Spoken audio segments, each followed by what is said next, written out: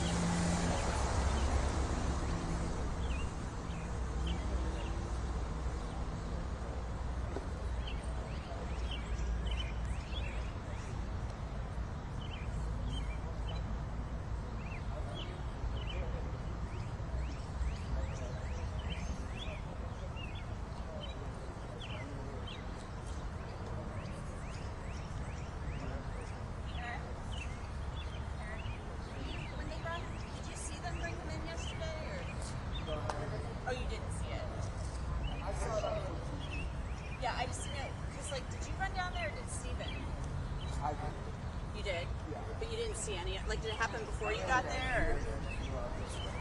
By the time I was oh, yeah, the guys Oh, they already shot them coming in. I saw them come back. Oh, got it. I'm gonna go inside then, okay? I'll see you later.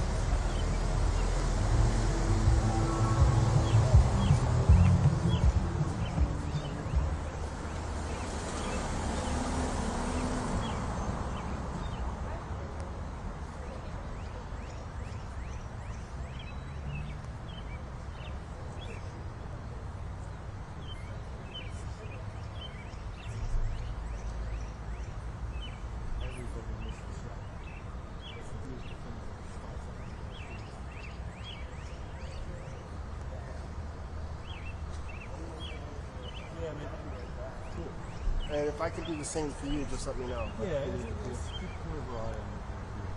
Cool. No biggie.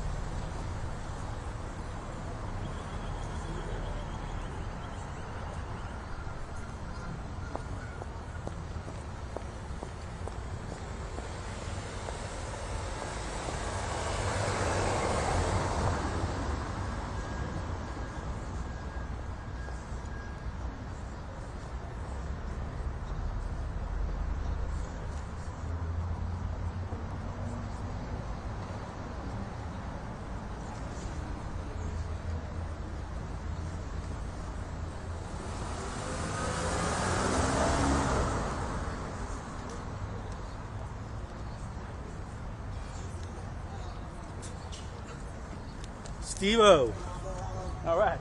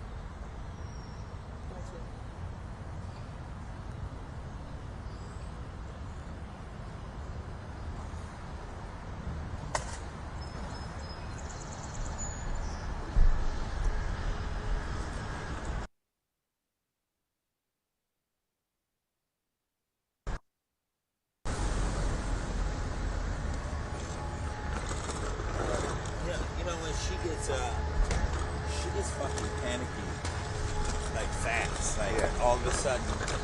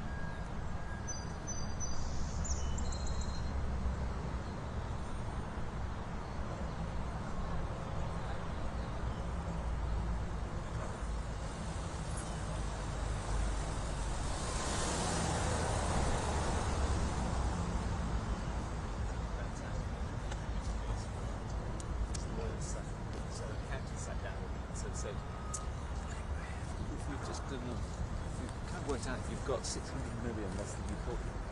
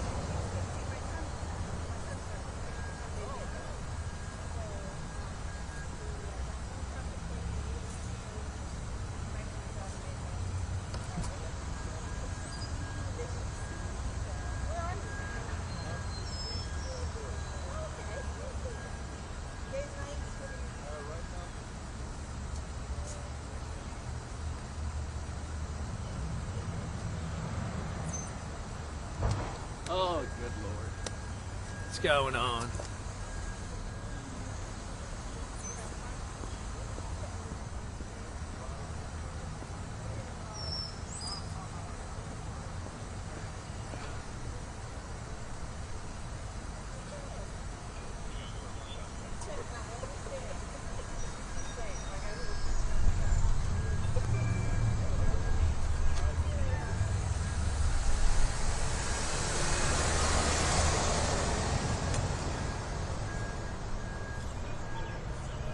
Those cameras for me, right?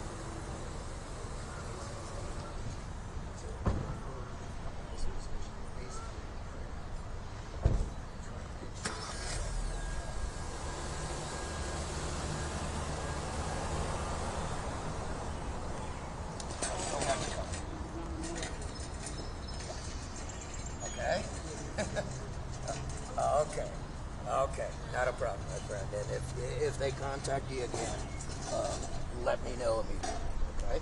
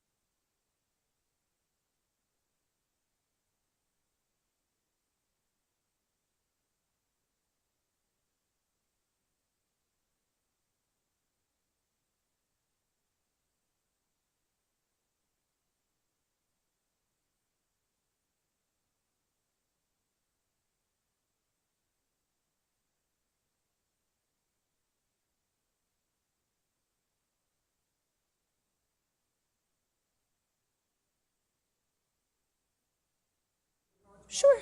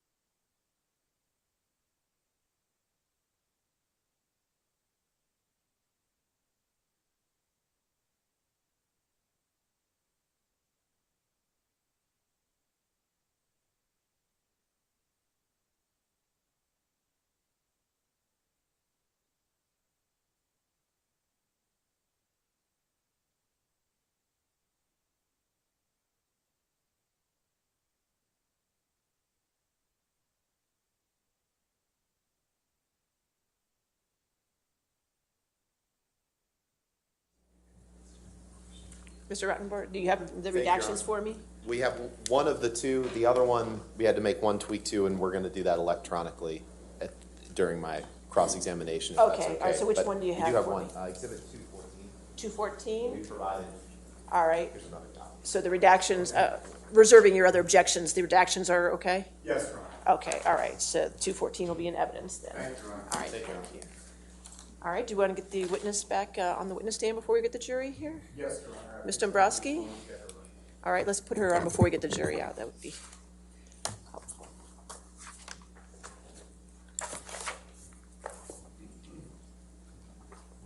You can have it now. 210.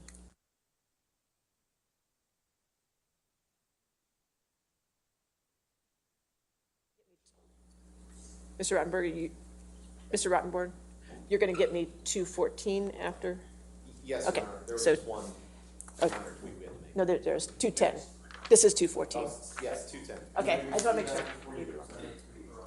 We'll put it up on the screen but without the presence of the jury. So the judge will see it at the same time you do. Okay, I just don't have to wait for it. all right. Are we ready for the jury?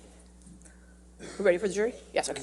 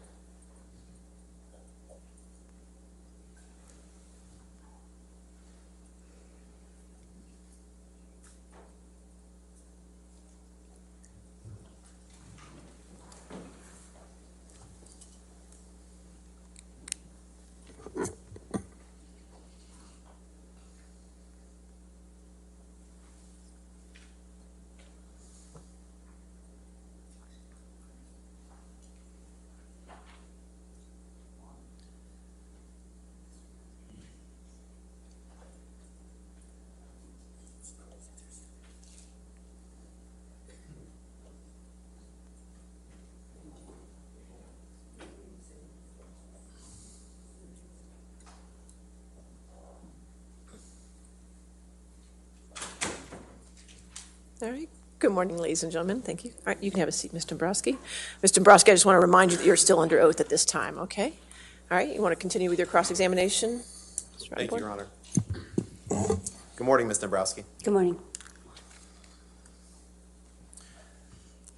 So I believe we talked a little bit about this yesterday, but you were, in addition to being Mr. Depp's brother, you were his, I believe you referred to it as his personal manager, is that right? I have been referred as, yes. Okay. And so you were responsible for, or had some responsibility for his business affairs, right? I actually coordinated with other people, but I didn't have full responsibility. Right, but in terms of the information that you would receive, you would receive information that was relevant to Mr. Depp's business affairs and personal affairs, right? At times, yes. And you care about Mr. Depp's well-being, right? Yes. He's your brother. Yes. You love him, right? It was important to you that you, in your role as both his brother and as his manager, be kept informed of his well-being, right? Yes. And if something was wrong, you'd want to know about that, right? Yes. Did you ever have reason to believe from anyone other than Amber that Mr. Depp had a problem with drugs or alcohol? No. Did you ever have reason to believe from someone other than Amber that Mr. Depp romanticized drug culture?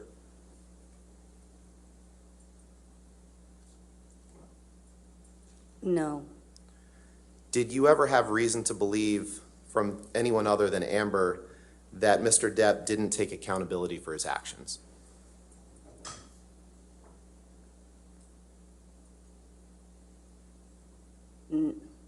I didn't have reason to believe that, no. Did you ever have reason to believe from anyone other than Amber that Mr. Depp lacked patience for getting his needs met? I didn't have reason to believe that, no. Did you ever have reason to believe from someone other than Amber that Mr. Depp could act like a child if he didn't get immediate satisfaction? Objection, Your Honor, lack of foundation. I'm asking if she had. Overruled, I'll allow it. That's fine. Let me ask that again. Ms. Dombrowski, did you ever have reason to believe from anyone other than Amber that Mr. Depp could act like a child if he didn't get immediate satisfaction? Hearsay, Your Honor. Overruled for this question. We'll see at the follow-up. Okay. I'm sorry?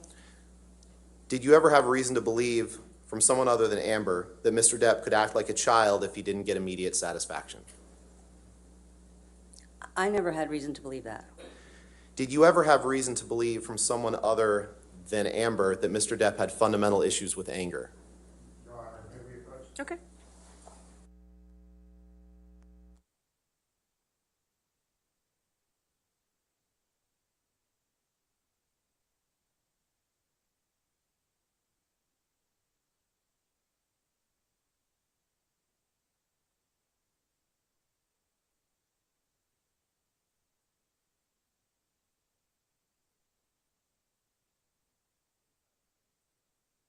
Reason to believe from someone other than Amber that your brother had fundamental issues with anger? I didn't have reason to believe. And did you ever have reason to believe from someone other than Amber that your brother didn't grasp the responsibility that he had in his children's lives? I did not have reason to believe. Heather, can you pull up Exhibit 268, please?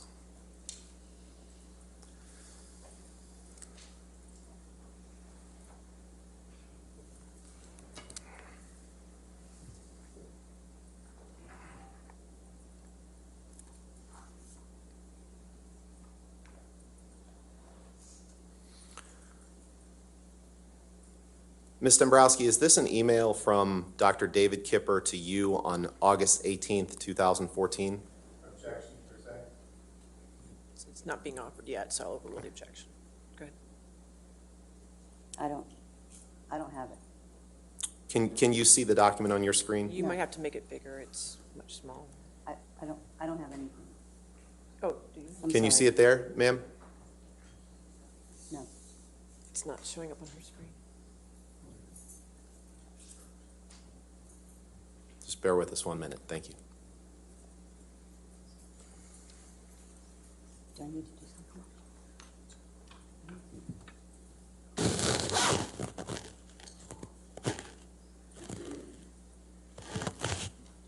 It's not coming up.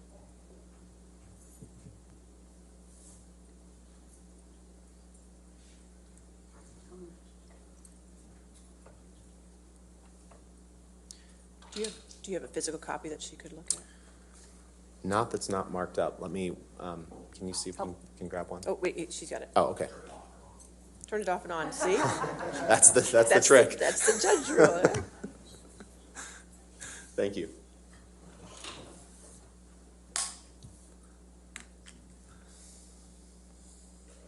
To take as much time as you need to read it, Ms. Dombrowski, but my question is this an email from Dr. David Kipper to you on August 18th, 2014?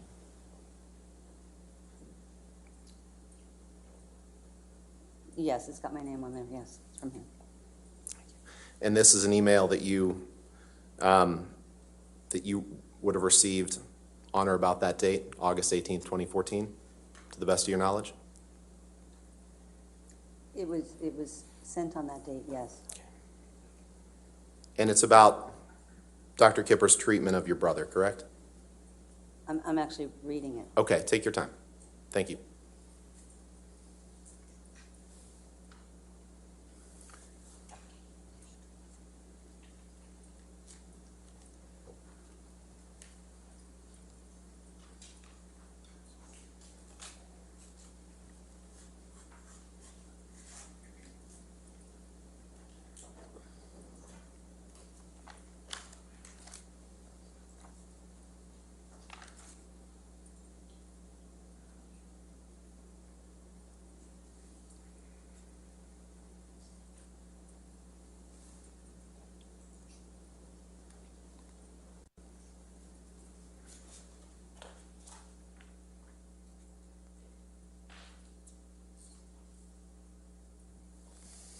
Sorry.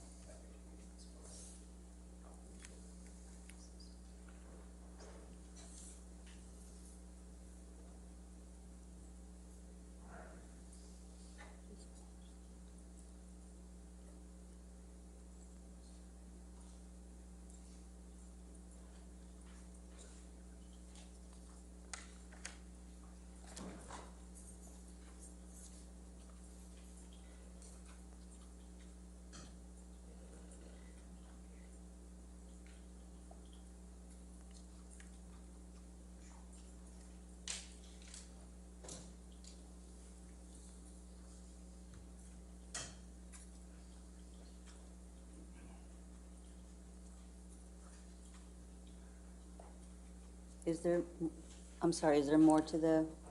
There's another page which we can go to, but my question is just this, and I think we established this. This is an email that you received from Dr. Kipper, correct?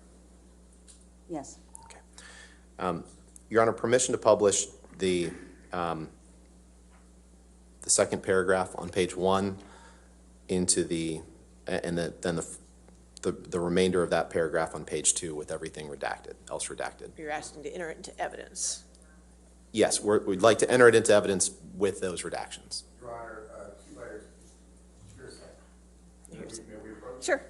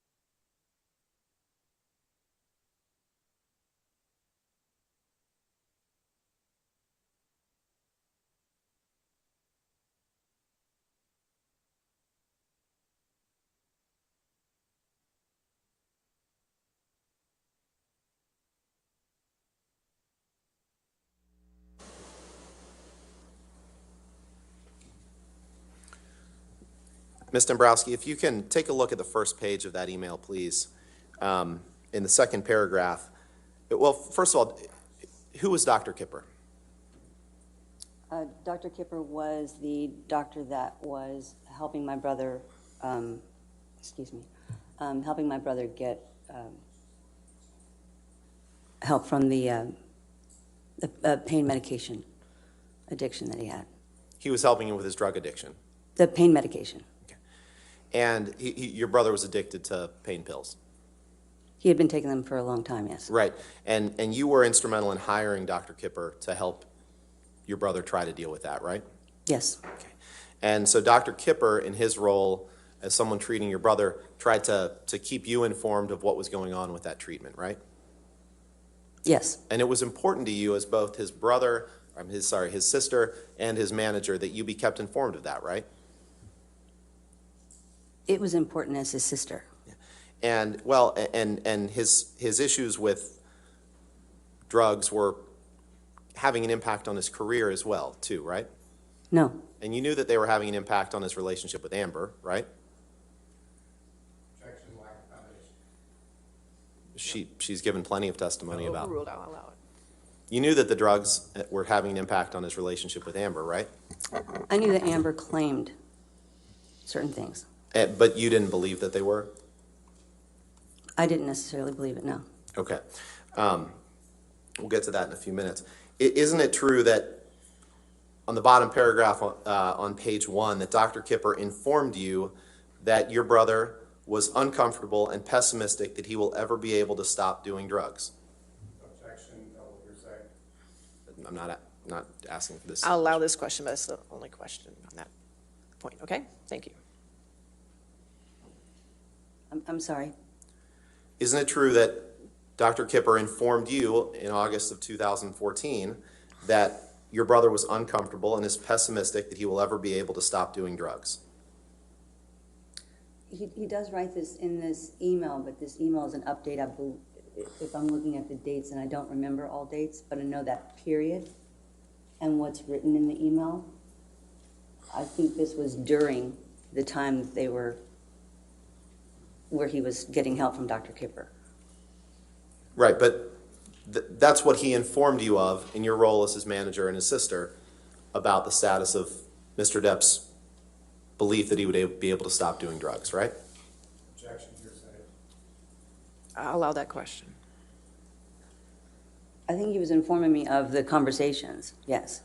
And he also informed you that your brother didn't take accountability for his behaviors, correct?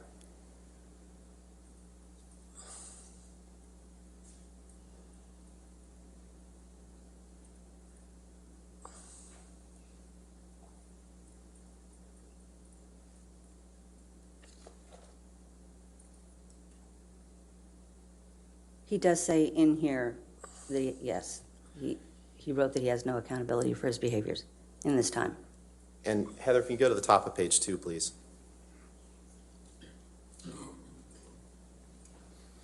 In that first and second line, he also told you that your brother has fundamental issues with anger, right? Your Honor, objection, hearsay. No exception applies. All right, It's the same exception that applied to the other ones. This is what he informed her. we need to move on, though. Okay. We can. Heather, you can take that down.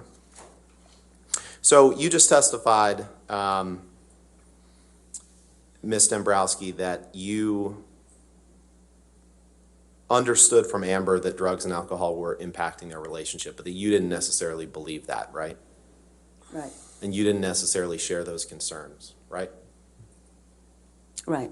Did you have an occasion to speak with Amber after a plane flight from Boston to Los Angeles in May of 2014? Objection, hearsay.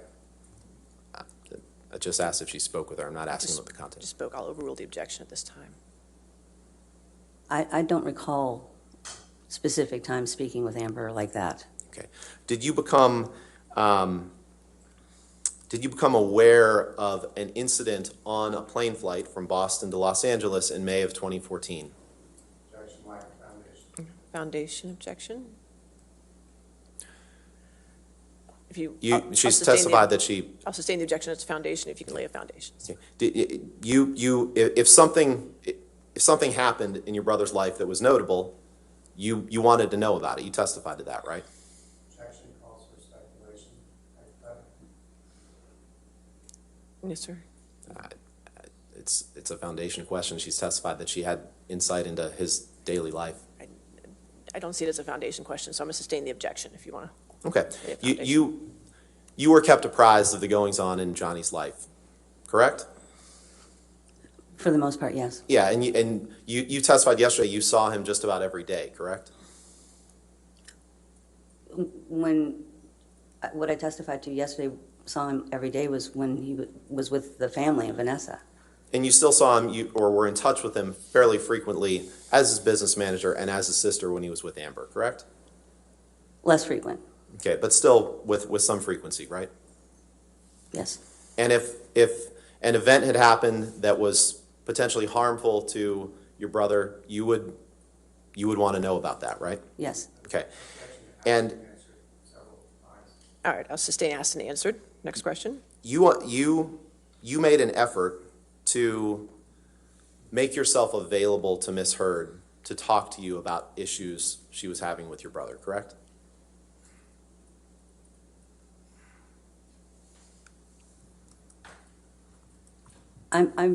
Excuse me, I made an effort to talk to her anytime I felt she needed to speak. Somebody's trying to call us. It's kind of a pleasant ringtone. I didn't answer it, so. I don't know. Ms. Dombrowski, in addition to just Amber believing it, you believed that your brother needed help, didn't you? Objection made. Vague. You believed that your brother neaded help with drugs and alcohol, didn't you? Overruled the objection. Go ahead. Sorry. I believed on the one medication I was concerned about. And you wanted your brother to get better from his addictions, right? I wanted to address the medication that he was on. And you understood that Amber wanted the same thing, wanted him to get better for both him and for her, correct? Objection, also speculation as to what Amber wanted. I'll sustain as to what Amber wanted. Now, do you recall meeting with Ms. Heard on May 25th, 2014? I don't recall. Let's pull up Exhibit 234, please. You said that was 234? 234, yes. Okay, thank you.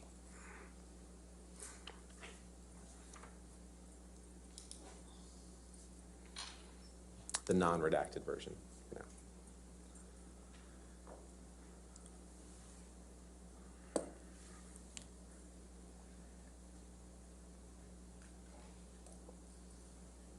Ms. Dombrowski, this is a multi-page exhibit that we can, we're not going to ask you about all the pages, but is this a text message chain between Amber and you on May 25th, 2014?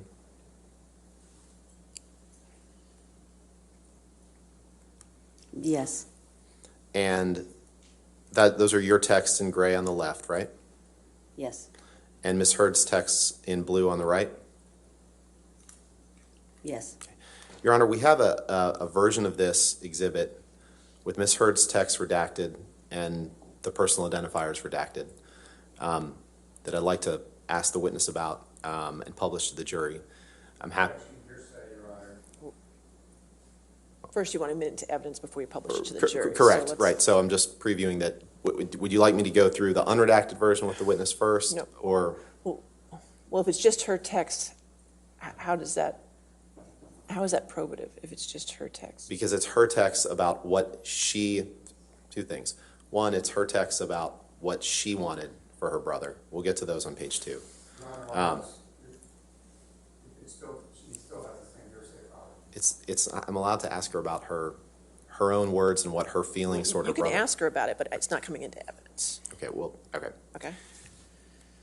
Ms. Dombrowski, did you reach out to Ms. Heard on May 25th, 2014,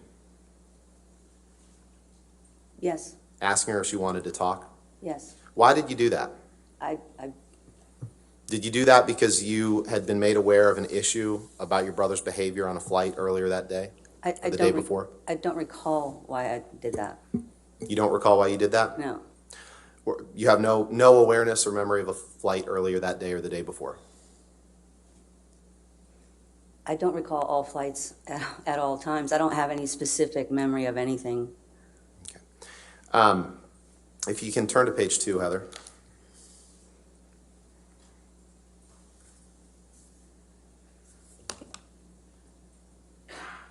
If you can look at your third text down, Your Honor, or Ms. Dombrowski, you say to him, or to Ms. Hurd, you say to Ms. Hurd, I love him so much, but he needs help, and I don't have all the information to help alone. Do you see that? Objection, Your Honor, this is all hearsay. I'll allow that question. That's fine. I do see that. And what did you mean when you said he needs help?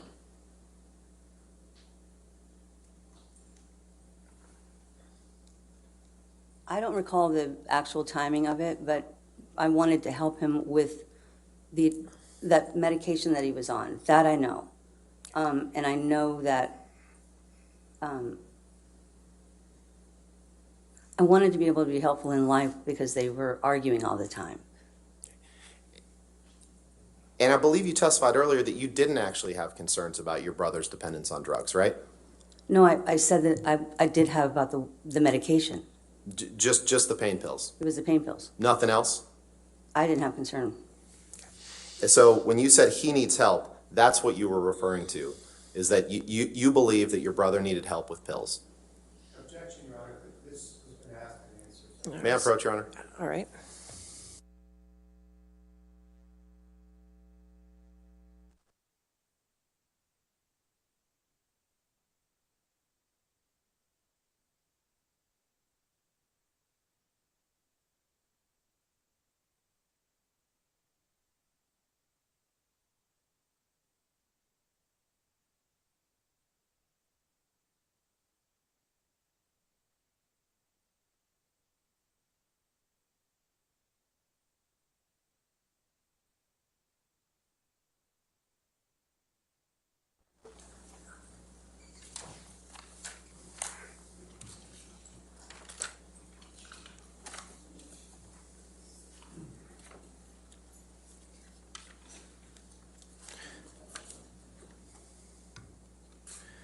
Heather, can you please pull up the pages ending in 934? Start with that, please. Actually, let's go to 936. Just for the record, this is still in Exhibit 234. It's just base stamp page 936. Is that correct? Yes, Your Honor. Okay.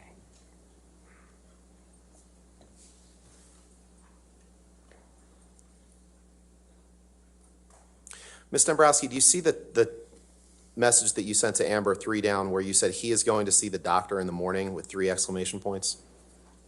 Yes. Tell me what you remember about that. Were you referring to, when you said he, you were referring to your brother, right? Yes. And by doctor, you meant an addiction doctor? Is that right? I believe I would have meant Dr. Kipper. Okay. And what was, you'd agree that it's fairly rare to get an appointment for a doctor the next day, right? Objection, calls for speculation. I'll allow it. That's fine. I don't know that it's rare to get an appointment the next day. Well, Dr. Kipper wasn't an emergency room doctor, right? No. So what was so urgent about your brother's need to see a doctor that he was going to see Dr. Kipper the next morning when you texted this at 7:35 p.m.? I don't know that it was urgent. I think I was happy that he was going to see the doctor. And you were happy he was going to see the doctor because you thought he'd finally realized the problem that his drug addiction was having on himself and others, correct? That's why you were happy, right? I was happy he was going to see the doctor because I was concerned about the pain medication he was on. And you were concerned about what that pain medication did to your brother, right? Yes. You were concerned about the effect that that had on his life, right? I was concerned about him. And you were concerned about the effect that that drug addiction had on other relationships in his life as well, correct? Your Honor, asked and answered. I'm going through, That's fine. I'll allow it. Consistent statements. That's, you can answer. I didn't see anything that was happening necessarily in life to be concerned about others, me. It was him I was concerned about. So you didn't see, your testimony today is that you didn't see any effect that your brother's drug problem was having on anyone else other than him? My concern was him. I wasn't focused on anything beyond that. Right. You weren't concerned about the effect that it could be having on anyone else. Is that your testimony? Again, my concern was him.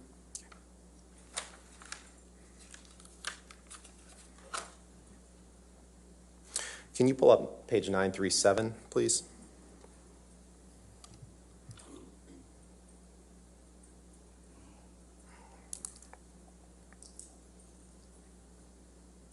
And when you misheard the text at the top of the page at 9:20 p.m. on May 25th, 2014, and you said, "I just meant I will help in getting him help," what did that mean?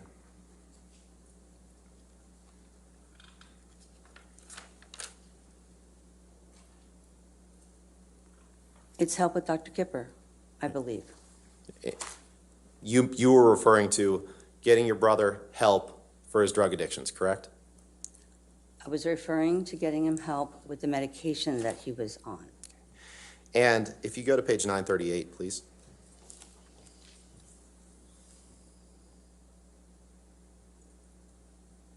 When you told Amber at the bottom of that page at 10:26 p.m., I think you need to tell him you are scared and you can't deal. What did you mean by that?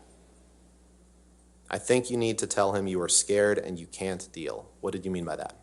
Objection, hearsay. I'm asking her what she meant with one of her statements. It's no different from the statement I just asked her about. Myers, it's hearsay, it's a new.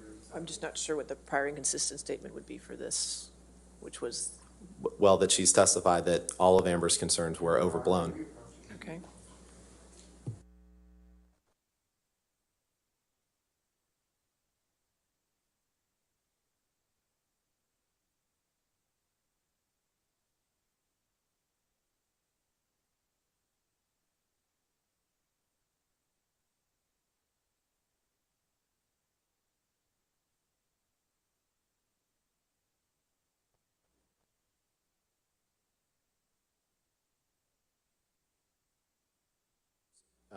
Drug abuse. You were concerned for your brother and your brother only. Is that right? I was concerned for my brother, yes. And only your brother. Is that right? That, my brother was my focus.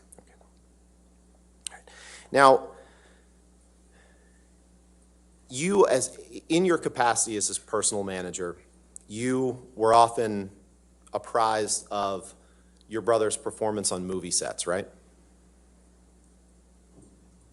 Objection, hearsay. Did you have occasion to communicate with studios, for example, about movies that your brother was shooting?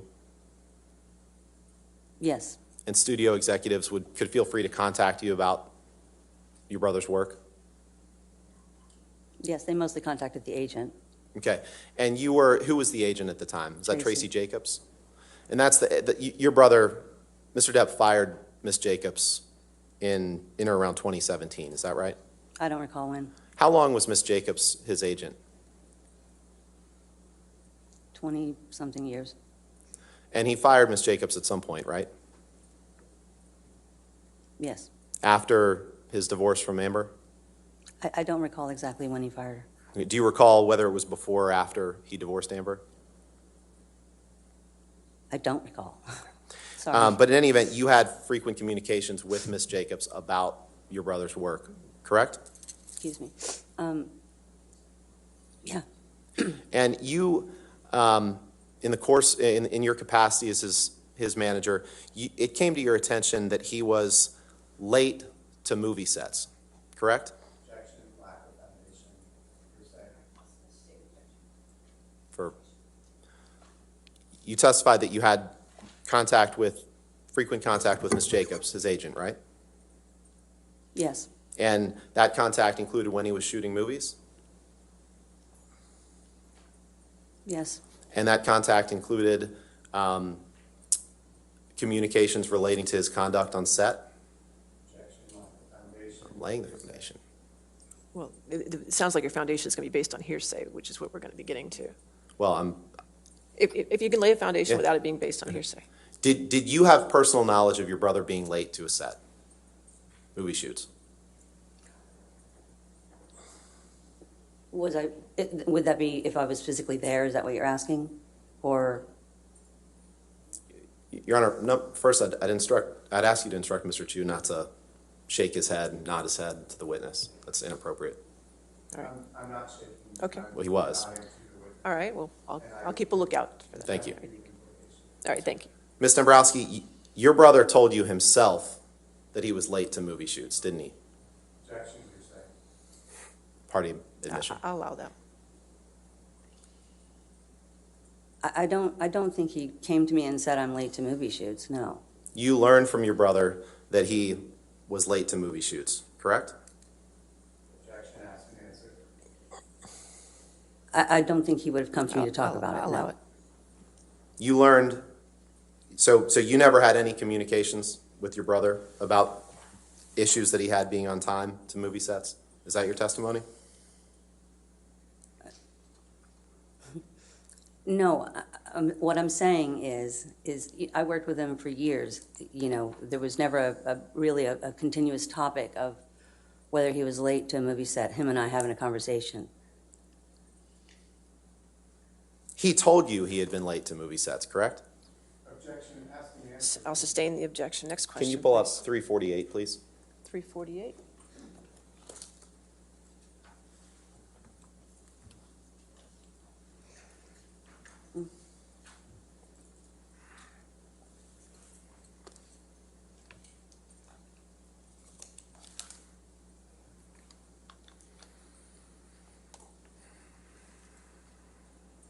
If you can you blow it up so you just see the second email down, Heather?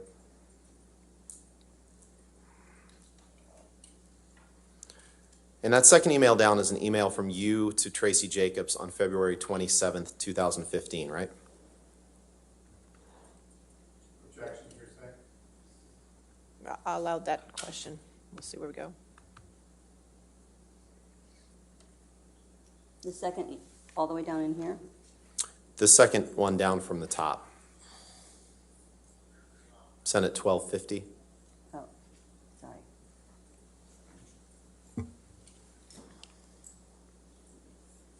Yes, that's from me to Tracy. Okay.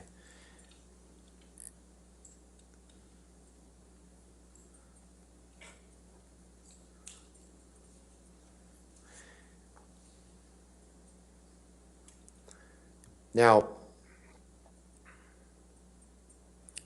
in the second sentence of that email, you write, he told me 1 to 1.5 hours, but not 2. Yes, he was 2.5 hours late one day and 7 hours recently. Do you see that? I do see that. And when you said he told me, you're referring to your brother, Johnny Depp, admitting to you that he was late to movie sets, right? I don't know that I'm referring to him now. In any event, it was a problem. As personal manager, you knew that it was a problem for the studios if he showed up late to set, right? I knew that on this particular film, there were times when he was late to set. You did know on this particular film. On this particular film. And this particular film is Pirates 5, correct? Yes, Pirates of the Caribbean 5? And he was filming that in Australia, right? yes, And this email was sent on February 27th, 2015, right? yes, So you knew that as he was filming Pirates of the Caribbean 5 in 2015, early 2015, that he had problems being late to the set, right? I wouldn't call it problems being late to set, but he was occasionally late to set. Late enough that Disney executives called you to discuss that, right? Objection, hearsay. All right. I'll sustain the objection. Next question. And you knew that this wasn't the only movie that he had been late to set for, correct? Objection, lack of foundation. She's testified about her close involvement in his personal affairs when he was shooting movies. Still lack. If you can lay a foundation, not based on hearsay. Well, have you talked to your brother when he was filming each of the movies that he filmed, right? Yes, Okay. And with respect to Pirates 5, he told you that he had been late to the set, right? No, I don't recall him telling me he was late to set. Okay, so despite the fact that you said he told me, you don't recall whether that was him or not? I don't know I don't know that the he in that refers to him. Okay. You were also, I believe you testified yesterday that you were closely involved in the financial aspects of your brother's life, right?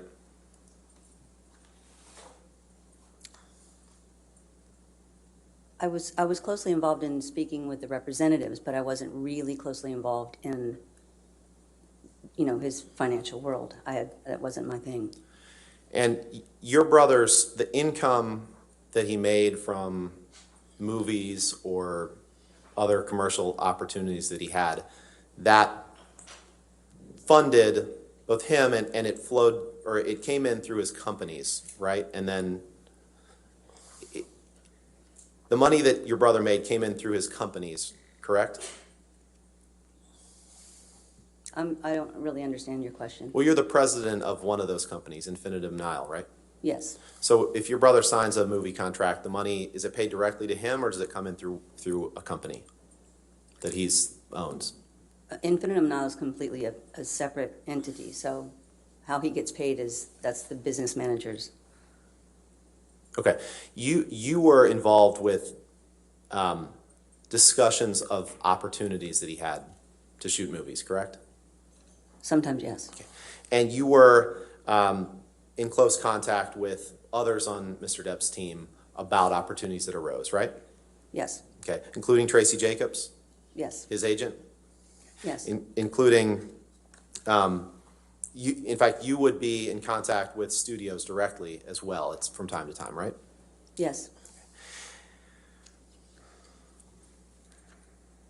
And Mr. Jacobs,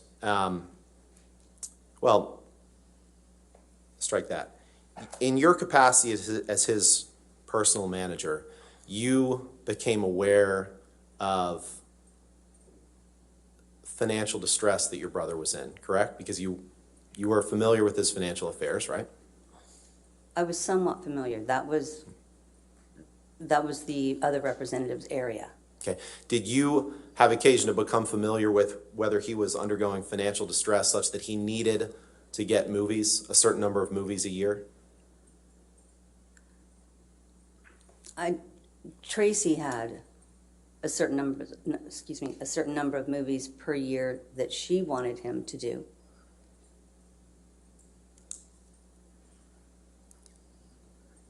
And the certain number of movies a year, to your understanding, the certain number of movies a year that your brother had to do was necessary to stave off financial distress, correct? The certain number of movies per year, Tracy would push for a certain number of movies per year because it was beneficial to her. That's the only reason she pushed for a certain number of movies a year? That's the main reason Tracy would push for a certain number of movies per year, yes. Not because it was beneficial to Mr. Depp? If it was beneficial to Mr. Depp, then it was going to be beneficial to Tracy. Okay, but just because it was beneficial to Tracy doesn't mean it wasn't beneficial to Mr. Depp or his companies, correct? I'll sustain the objection. Next question. Now, at some point, you became aware when he was filming Pirates 5 in Australia, you became aware of an injury that he suffered to his finger, right? Yes. And you were involved in trying to cover up how it happened, correct? Objection and lack of foundation. I'll allow the question. I'm not sure I understand the question. You were involved in helping to cover up how the finger injury happened, right? I don't understand cover-up. You were involved in making sure that people on Mr. Depp's team didn't say how he hurt his hand, correct? Objection and lack of foundation. I'll allow it if she can answer it. You can answer.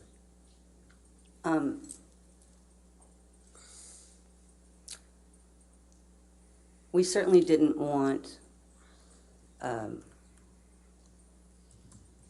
any press to know about it, so that's, to keep it from that. And because you didn't want any press to know about his finger injury, you told Mr. Depp's personal assistant to make sure that to say that he wasn't sure how Mr. Depp hurt his hand, correct? You instructed him to say that. If it was someone that I would be concerned that the word would get out to the press, I would have done that. So it was okay to you to tell people to lie to protect your brother, right? It wasn't necessarily a lie. I didn't know how he hurt his finger myself at the time, because I'm pretty sure I know the time frame you're talking about is when it first happened. And you have no personal knowledge to this day of how he hurt his finger, correct? Because you weren't there. I wasn't there.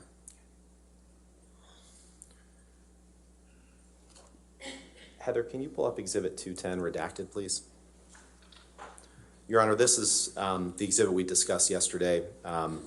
If the court and Mr. Chu agrees with the redactions, I'd just like to publish it to the jury and admit it into evidence. Well, if it's 210, it's already in evidence. That's the one you gave me this morning, correct? No, that's a different, Yeah, I think that was 214. that was 214. I'm sorry, I got them backwards. This is 210. And I believe that Follows. it's just one page? Or it's two pages, I'm sorry. Yeah, it's these 2 pages that we talked about yesterday. Right. Reserving your objections, are the redactions correct? The redactions are correct, we reserve our redactions. Okay, that's fine. I will enter 214 into evidence over objections. Permission to publish, Your All Honor? right, yes, sir. Thank you.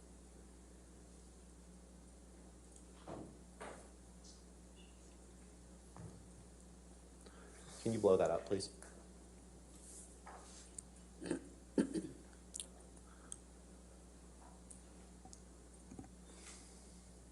So, Ms. Dombrowski, we discussed this a little bit yesterday. This is the text exchange between you and Ms. Hurd on February 3rd, 2014, where Ms. Hurd says, JD is on a bender, and your response is, where are the kids, correct? Yes. And just scroll down, please. Let's go to the next page, please.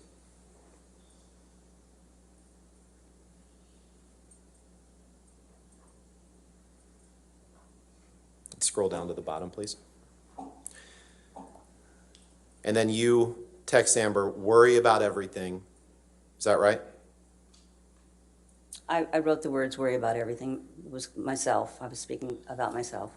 And you tell her, I don't love any of it, correct? Right.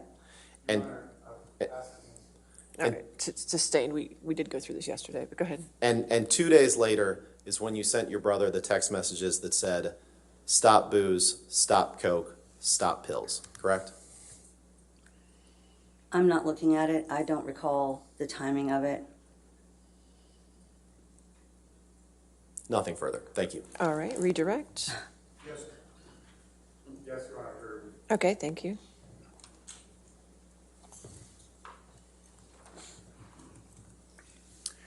Good morning, Ms. Dombrowski. Good morning.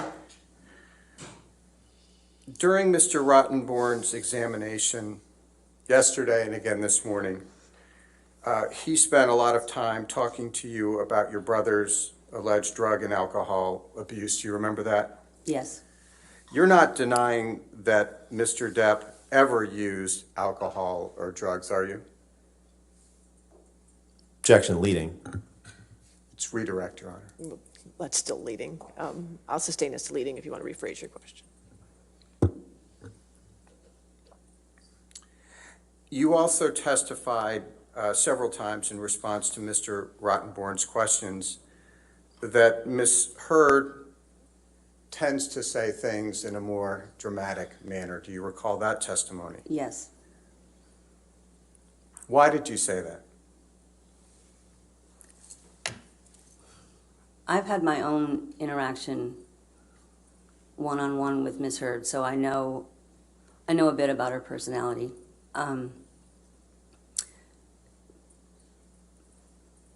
she would, she would present information to me that was not necessarily information that was supported by everybody else that was around. And I've spent a lot of years working with my brother. We have a close team. We've, it's many years of trusted people helping, make sure that everything in life, it works out and goes smoothly. But all those people where I would have a daily contact, whether it's about scheduling or just how the day's going for all the years, those people never said the same thing. Objection, hearsay, Your Honor. I think it was responsive to the question. Well, I'll sustain the last sentence. Yeah, Just Your Honor, Just the last sentence of it, that's all. understood, Your Okay. Honor. I think Strike as well. I think it goes to state of mind rather than the But truth. I just did the last sentence. I'll sustain just the last sentence and Thank you, strike Your the Honor. last sentence, okay? And do you recall your testimony yesterday when you stated that after the phenomenal success of Pirates 1, one of the changes to Mr. Depp's, your brother's, personal life was that there were a lot more people around him after that? Do you recall that? Yes. When Johnny and Miss Heard became involved in a relationship several years later, were there still a lot of people around them, your brother, on a regular basis? Yes. Who were those people? He had assistants, he had security, he had, property managers, people that helped at the house. He had quite a few people that were around all the time. How often did you communicate with those people? I communicated daily, not necessarily with each one of those people, but I communicated pretty much daily with people within the world, the circle. Did any of those people ever raise the same concerns that Miss Heard did? Objection, hearsay. All right. Again, it goes to state of mind. I'll sustain the objection as to hearsay. Next question. What, if any, concerns were expressed about Johnny's behavior when using alcohol? Objection, hearsay. All right. Again, it goes to state of mind. I'll sustain the objection. Next question. Thank you, Your Honor. That's all I have. All right. Is this witness subject to recall? I do not believe so, Your Honor. She's subject to recall? No? No, Your Honor. All right, Mr. Brodsky, you're free to go, or you can stay in the courtroom. It's up to you, okay? Thank you. All right, thank you, ma'am. Thank you very much, Ms. Dombrowski. All right, your next witness. Good morning, ma'am. Him calls Isaac Baruch.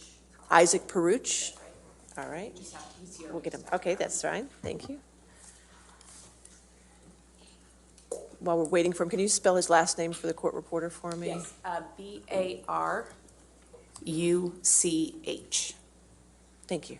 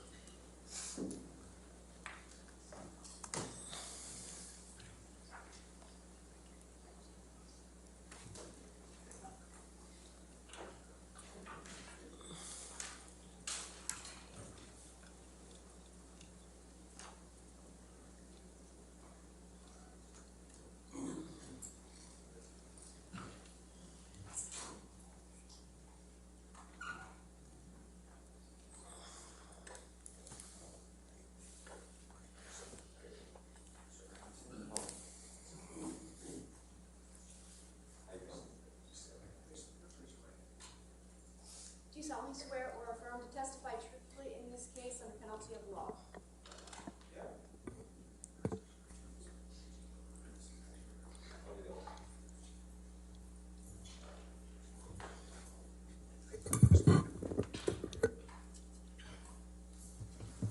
Hey, there's a thing here, transcript thing. You can just keep it there, sir. Have a seat. Okay.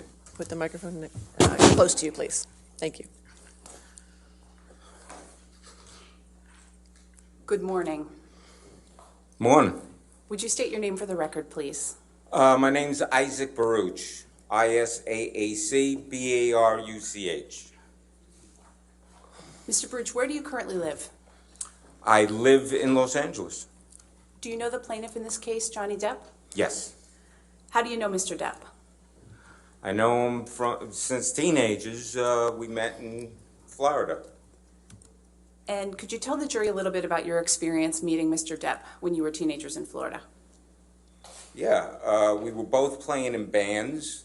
We had mutual friends, and that we met in probably 1980. And yeah, we hit it off. We got along with each other, and yeah. How often did you see Mr. Depp when you were teenagers together in Florida? A few times a month. I'd say it could be more, a little more or whatever, because, you know, we'd see each other at parties and clubs, nightclubs where the bands played. Yeah, like that. And for how long were you both living in Florida and seeing each other somewhat regularly? Well, we met in like 1980, so, and then we both moved away. He moved to California, I moved to New York.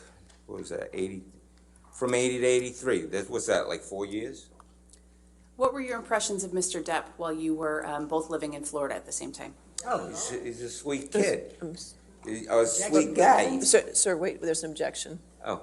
Thank you. What his impressions were back then? Or what's the relevance? Just establishing the background and the relationship, Your Honor. I'll sustain the objection. Next question, please. All right. Mr. Baruch, did there come a time when Mr. Depp moved away from Florida? Yeah, yeah. And where did he move to, if you know? Like I said before, he moved to California. At some point in time, did you also move to California? Yeah. And did you reconnect with Mr. Depp when you got there? Yeah. Around what time was that?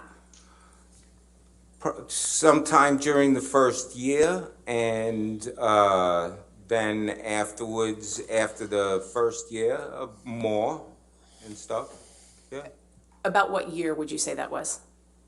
Oh, I moved to California in September of '85. And did you know if Mr. Depp was working when you arrived in California in 1985? Well, I knew he was pursuing acting at that time. Yeah, he's looking for work because he's pursuing acting. How often did you see Mr. Depp when you first moved to California?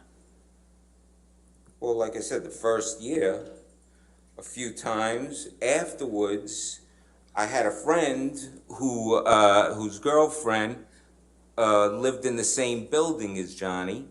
And so then hanging out over there, I ended up seeing Johnny more often.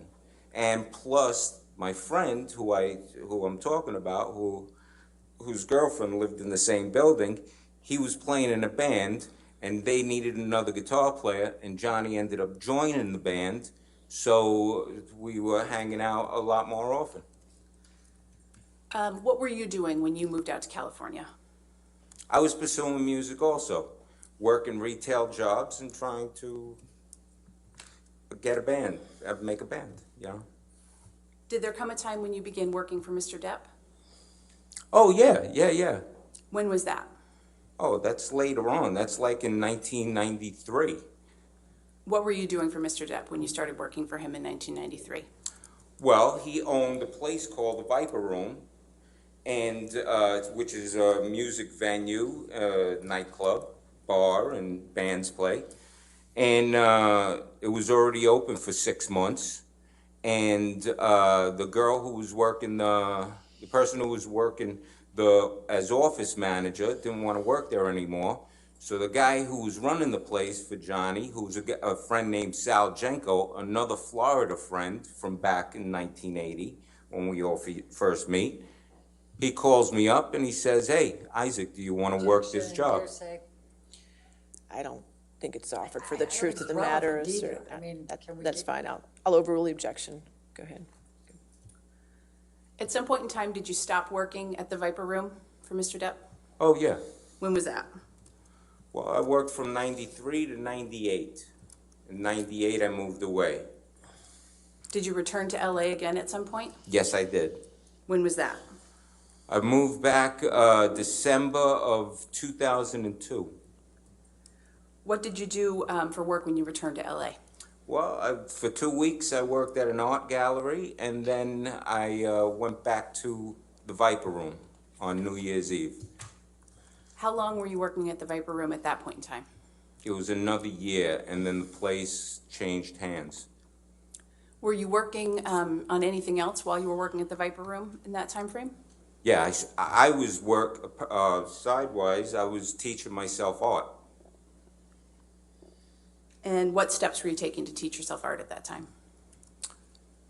Books, learning how to draw and paint, and taking community college classes. At some point in time, did you begin pursuing art on a full-time scale? Yeah. How did that come about? Well, I was working at the Viper Room, taking classes, and then at one point, the club changed hands completely after a year, 2004. And I was given a choice of either keep working for these new owners, or Johnny, out of his pocket, was going to give a severance pay to whoever didn't want to work there anymore. So I took the severance pay, and then it helped me continue on to finish community classes, private classes, and then be able to transfer to Cal State University. And did you get a degree from Cal State University? Yes, I did. What degree was that? BFA. What year? 2010. After you received your BFA, did you continue to pursue art full-time? Yeah. Did Mr. Depp ever express an interest in your art? Yeah. When was the first time that happened? Well, first time you saw a painting in 2008, and then the next time was 2012. I had made a painting and sent it to my best friend, in an email, and he forwarded it to Johnny, and Johnny emailed back saying, hey, when Isaac wants to sell that, whenever he wants to sell that, to go ahead and get in touch with me because I want to buy it.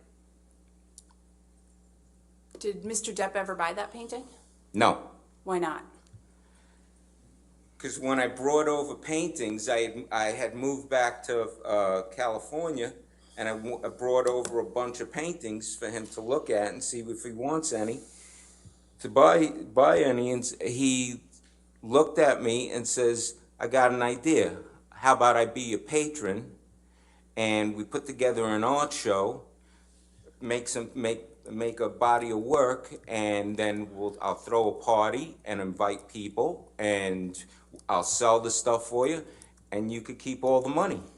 So he didn't buy any paintings there. Instead, he offered me a complete patronship. So what did you understand he meant by becoming your patron? Well, it was going to financially make it possible for me to just paint every day and put together a body of work, so that way then it could be sold. How did he plan to do that? Objection to what he planned on doing. What did you understand he planned to do to make that possible for you? I could tell you that what it included was that the next day I ended up moving into I moved into a art studio penthouse at the Eastern Columbia building. It was, listen, I got a place for you to go ahead and live and work and put this body of art together, and I'll take care of you. You don't have to worry about anything. And what was the place where you were going to live that Mr. Depp offered you? The Eastern Columbia building. Did you take him up on that offer to live at the Eastern Columbia building? Yeah, of course. And how did that make you feel? I started crying. One day you're in your mother's garage selling paintings for $100, $200, $300 on eBay. Next thing you know, it's an art show, and you don't have to worry about diddly squat. Of course. I was flipping out. When did you move into the Eastern Columbia building? The next day after we met and we talked. The next day, I get a phone call from a guy named Kevin Murphy who is working for Johnny, and I go to, and he says, hey, meet me at this address. And I go and I meet him, and here I am in front of this building. This is a beautiful building. This is like, it's whatever, 13 floors, but it's like from the 1930s, some Art Deco, beautiful building. And I'm looking, I'll go, all right, this is unreal. What, there's gonna be, all right, it's gonna be one of these apartments or whatever, one of these places here. I go in with Kevin Murphy. He takes me all the way up to the roof. We go into penthouse 2, and I walk in and I'm like crying, going, it's beautiful. This is like a mansion situation to me. Mr. Baruch, how long did you end up living at the Eastern Columbia building? 3 years and 7 months. Your Honor, I'd like to show the witness Plaintiff's Exhibit 116. All right, 116.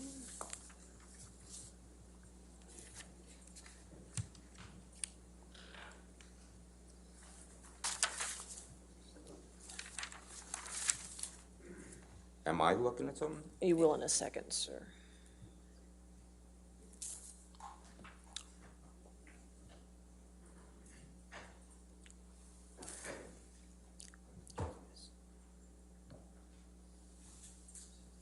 It's not on the screen.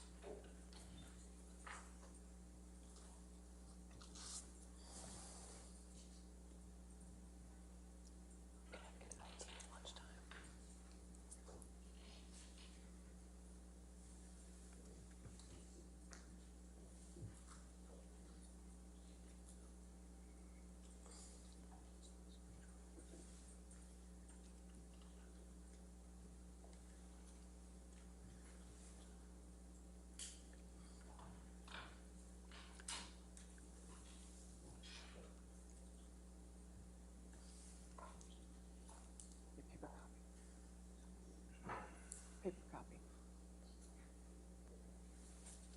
I'm just going to pull up a paper copy for a moment. We can see it, but he can't see it.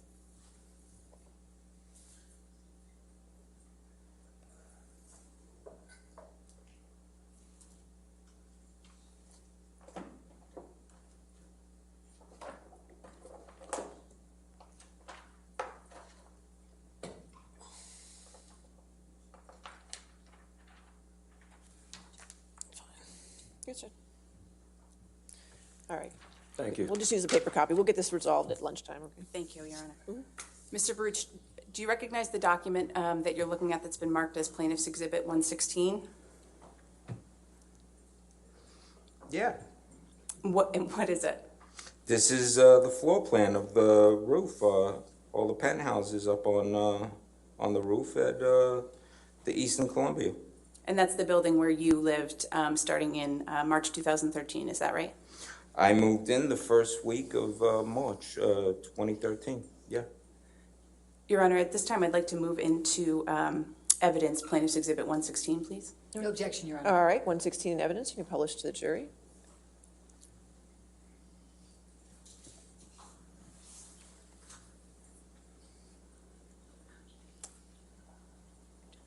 Is it, I'm sorry, Your Honor, I just want to be sure that. Yeah, they can see it in the gallery, see it. We'll just have to work on All that right, screen. thank you, Your Honor. Mr. Baruch, can you describe for the jury what is depicted here in Exhibit 116? Yeah, so the right side of this graph is, there's a pool there, there's another, top of another apartment that actually starts on the floor below. It's a 2-story apartment. But there's a pool there, and there's a gym, workout room. And the left side there's at the bottom, there's an X, and that's the elevator. And so you walk out of the elevator, you make a little left, and there's part of penthouse 5 right there, straight ahead. And then you keep walking straight, and then you make a left, a sharp left, and the actual penthouse 5 is straight ahead. And then you hang a right, and you start walking up that way. On your right is going to be penthouse 1. On your left is going to be penthouse 4. When you get to the end of that corridor, this is the door for penthouse 3. And if you hang a right, oh look, there it is, it came up on the screen. And if you hang a right, and you go down to the end, is the door to penthouse 2. That's the apartment that I lived in. And who did you understand owned these penthouses? Oh, Johnny owned them all. Which one did you live in? Penthouse 2. Was anyone else living in the penthouses at the time that you moved in March 2013? No, I was the first one to move in. I moved in the first week of March, and then a couple of weeks later, 2-3 weeks later, then Johnny and Amber moved in, and then after that, the next one to move in is Rocky, Raquel Pennington, Amber's friend, and then at some point her sister moved in, Whitney, and also at some point Rocky's boyfriend moved in with her in penthouse 1. So I believe you just testified that Mr. Depp and Ms. Heard moved in shortly after you moved in, is that right? Yes.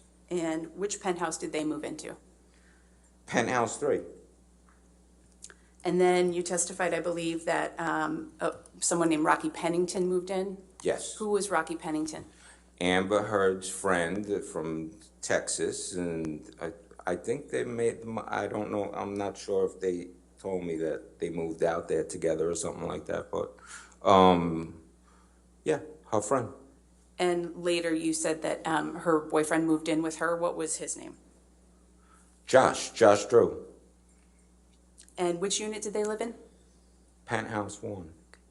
And I believe you also testified that Whitney moved in. Who was Whitney? Whitney Heard. She's married, so she's got a different last name. I'm not sure what it is. But Amber's sister, Whitney. And which of the units did Ms. Heard's sister live in? 4. Can you tell the jury a little bit about your relationships with Ms. Heard, Ms. Pennington, Mr. Drew, and Ms. Heard, sister? Oh, Yeah, I was friends with all of them. I loved them all. They all treated me with respect. It was great. You know, I'm an old-time friend of Johnny's, living there, and we were looking out for each other. We became great friends. I fell in love with all of them. When you moved in to Penthouse 2, you were working on an art show with Mr. Depp, right? Yeah, that's the entire reason that I'm there, is to work and put together this art show. And did you have a time frame that you expected to be able to put on that art show? At first, when we first powwowed this idea, when, you know, we talked about, all right, what do we do? You know, what's this show going to be? How many paintings is it going to be? And we came up with a number. Okay, so there's going to be a certain body of work. I'm not a known person. I'm just some schnook painter. If I was a famous painter, I could make 5 paintings, and the room will fill up. But so we decided, okay, like 25 pieces of work, large scale, and Johnny says, hey, how long do you think this will take? I said, I've never done it before. I don't know, maybe a few months. And were you able to complete the paintings in a few months? No, it took me in order to make 2 large scale paintings. It took me like almost 2 months.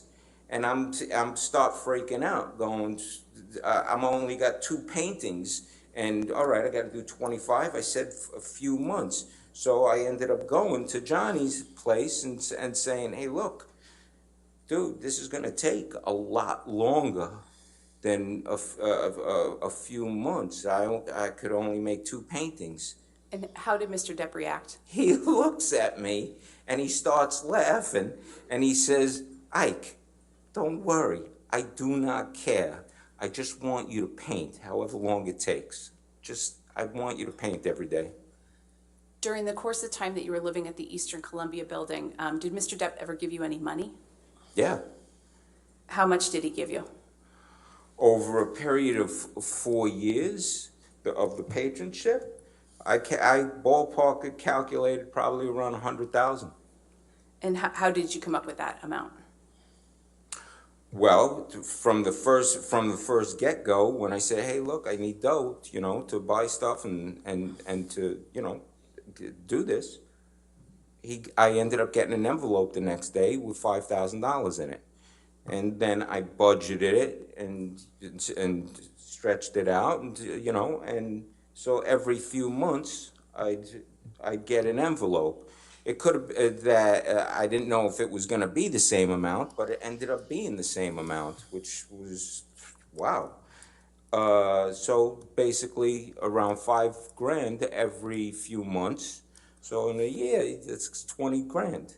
But then also there was maybe a year or two, might have been that it was 5 times I had to ask for dough, or it was 4. And then on top of it, so right there, could be 80 grand or 90 grand. And then on top of that, I ended up getting a herniated disc. He sent me to the doctors to get an MRI and see the doctor, get an MRI, and there was 10 weeks of therapy that he covered. So I throw that in there too, and I ended up coming up with the figure of 100 grand. Could be a little less, could be a little more. What was your understanding of whether Mr. Depp intended to be paid back for that money that he provided to you? There's no, that's not even the thought of being paid back. This is something that he wanted to see happen. This is something he invested in. He knew he was going to spend money to make it happen, for me to survive and paint and create this thing that he wanted to see because he liked the art. And so there was no payback, and the whole thing was about him selling the art, so that way I keep all the money. He didn't expect anything. He was doing this as a friend, as he's done with many other friends. Objection, Your Honor, hearsay, and move to strike. All right. I'll sustain the last sentence of his statement. And could explain to the jury that striking means that. Right, we've done that, but that's fine. Thank you. Thank you, Your Honor. Mr. Baruch, did there come a time when you decided that you planned to pay Mr. Depp back? Oh yeah, that for me, when he's told me he had money situation going on. For me, it was like this guy just changed. He's been making it possible for me to live and work and make product, and I'm by that expense, I'm part of the problem. It's like, how do I help him? How can I help him? I mean, he's sharing his sandwich with me, It's like, how do I share that my sandwich with him? Give him that half to make something up. You don't not do anything, and said the only thing I got is paintings. So I stood up when he's telling me what he's telling me about his money situation, and for me, I said, hey, if these things ever sell, we got to split this 50-50, and I ain't taking no for an answer. Something I got to put something into this. So for me, I looked at it like he has to get something back. Mr. Baruch, during your time living at the Eastern Columbia building, did you develop a relationship with the defendant in this case, Ms. Heard? Yeah, And did you get along with Ms. Heard? I loved her. I fell in love with her just like Johnny fell in love with her. I fell in love with her. She's totally respectful, gracious to me, that she's got great teeth, that she treated me with complete respect. Anytime I walk into the humor-wise, total locker room humor, demented humor, totally laughed at, the jokes, made the jokes, totally got along with her. Every time I walked into their place, Isaac, you want something to eat? Isaac, you want something to drink? Every time. There's only one time I remember that she didn't offer, because I walked in and she's in the kitchen at the counter and she's doing a beauty facial mask, and so she can't offer me. And I'm going, hey, is that something that can help me? And she looked at me and she goes, no. And I'm laughing, and then she laughed after because she didn't realize she was making a joke. So, yeah, I loved her. Mr. Baruch, did Ms. Heard ever visit you in your penthouse? Yeah. Do you recall the first time that she visited you there? Yes. When was that? The first time is that it's in March when they moved in, and they were there for a couple of days, and I didn't even know. And Johnny had called me, says, "Hey, come over, meet my girl," and so I did. And then the next day, they came over to my place for the first time to see how I had set up the art studio, lights, and just what's my painting set up and stuff, and to look at other paintings. And they walked in, and I remember the first thing she said was, "I hope we didn't keep you up last night because of all the yelling." And I looked at her and I says, "No, these walls are like 3 feet thick. I don't hear diddly squat." How did she seem when she said that to you? Well, she's semi-joking and inquisitive, like they did, to find out. In your 3.5 years living at the Eastern Columbia building, did you have opportunities to observe Mr. Depp's and Ms. Heard's relationship? Yeah. Can you describe what you observed about their relationship? They were always loving with each other. They treated each other like gold, kissing and what can I get you type of thing, just being kind with each other. Always loving, always a loving situation. How often would you say you interacted with Mr. Depp and Ms. Heard? If they were there, because they're traveling, they're working and doing stuff. If they were there, I saw them maybe 2-3 times a week. Maybe there might be one time a week that I see them, that I go over to hang out or, see them. Or they might come, or Johnny might come over to visit, or, like that. Since you've known them, did you ever see them get physically violent with each other? Never. Did you ever see them argue? Yes. How many times? Probably like twice. Okay. Can you describe the arguments that you witnessed? The first argument that I remember was walking in. It was a telephone argument. Johnny's at the kitchen table and he's screaming about something, and on the other line, because it's on speaker, and he's talking with the phone at the phone. The other person is Amber, and that she's in New York, and he's at the kitchen table, and they're arguing, and he's going, "Who is it? Who is it?" And she's saying, "Oh, baby, come on, please don't. What are you doing, baby? Why are you being like this, baby?" And this went on for a little while, and I'm listening, and then he hangs up.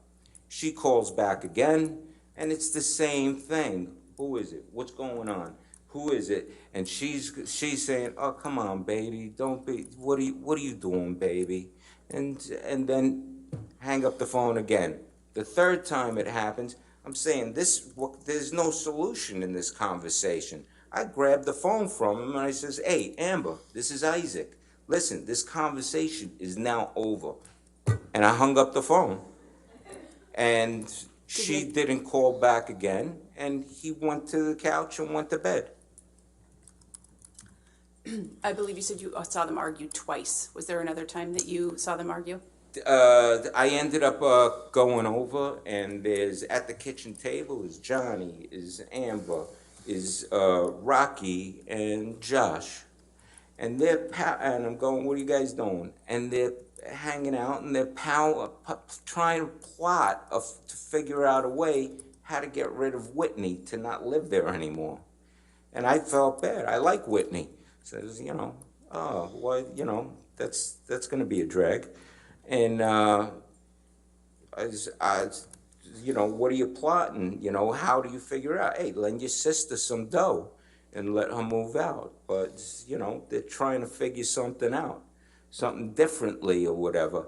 At one point, so there was a point, Johnny got completely, flustered and frustrated, and he got up and he walks away. And as he's walking away, he says, "Figure it out." And that was it.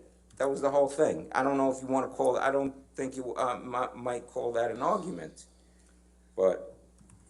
Your Honor, I'm about to switch gears a little bit. It might be a good time for a mid-morning break. Perfect, thank you. All right, ladies and gentlemen, we'll go ahead and have you take your morning recess for 15 minutes, okay? Just remember to not talk to anybody and do not do any outside research, okay? And we'll see you back here in 15 minutes.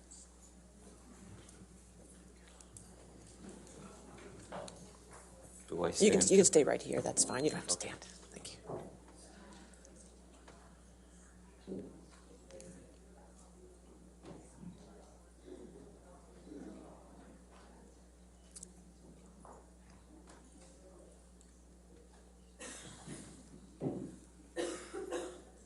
All right.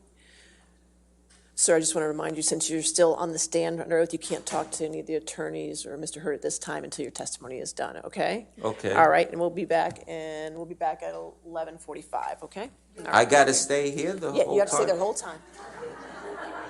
You can move. Oh, okay. Oh, okay.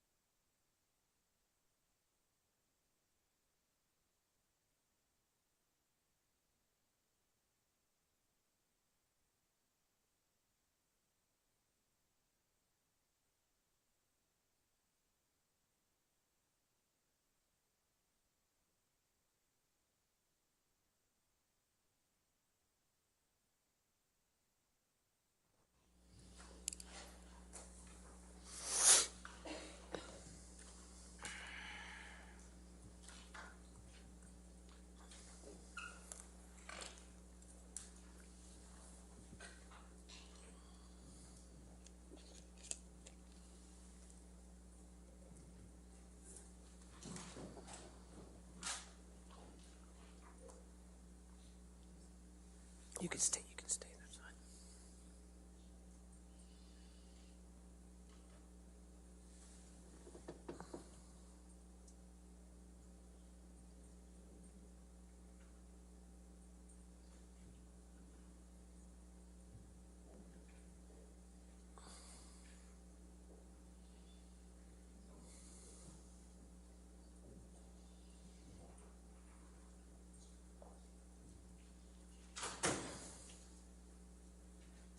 All right. Okay. Yes, ma'am. Your next question? Mr. Baruch, were We're you back. still? Okay. Thank you for coming back. Yes.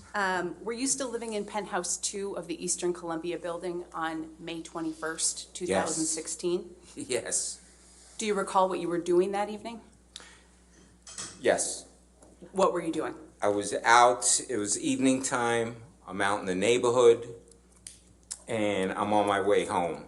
I get a phone call from my friend who wants to know if I want to go out and eat. I said I just ate, but I'm 5 minutes away from the Eastern Columbia building home, and go across the street, get something to eat, and bring it up for takeout, and we'll go upstairs to my joint and we'll eat and yap. Did you meet your friend back at the Eastern Columbia building? Yep, Around what time was that? 9:30. What happened after you met your friend? We went upstairs. Can we pull up Plaintiff's Exhibit 116 again, please?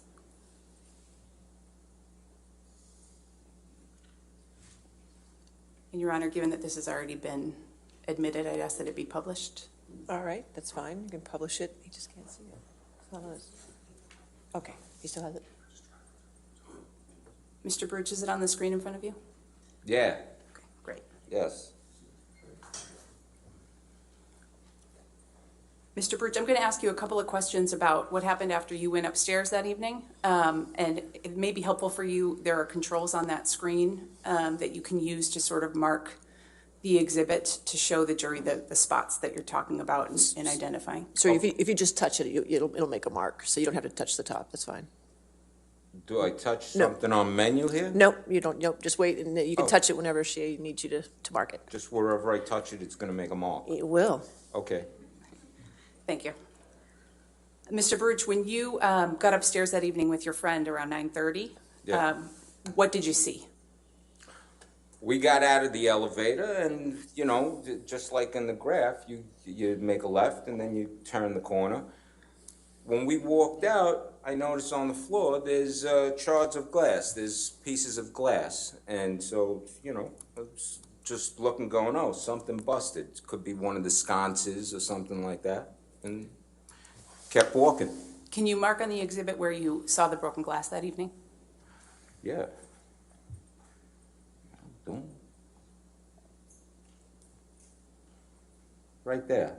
Right where you could go left or you could go right. And if you wanted to go to the pool area, there's an exit that way. So you could either go right or you go left. You go left, you're in the apartment, going in the hallway through the apartment, or you go right there in that spot.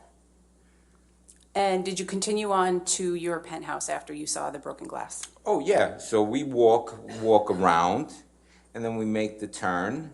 We hang the right past penthouse 5, and we stop right in front of, right here. And why did you stop right there?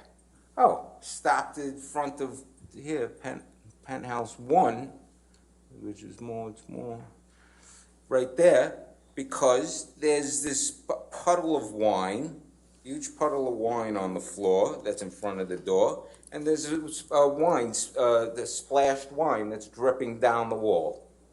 And so we stopped, and I'm looking at it and going, look at this.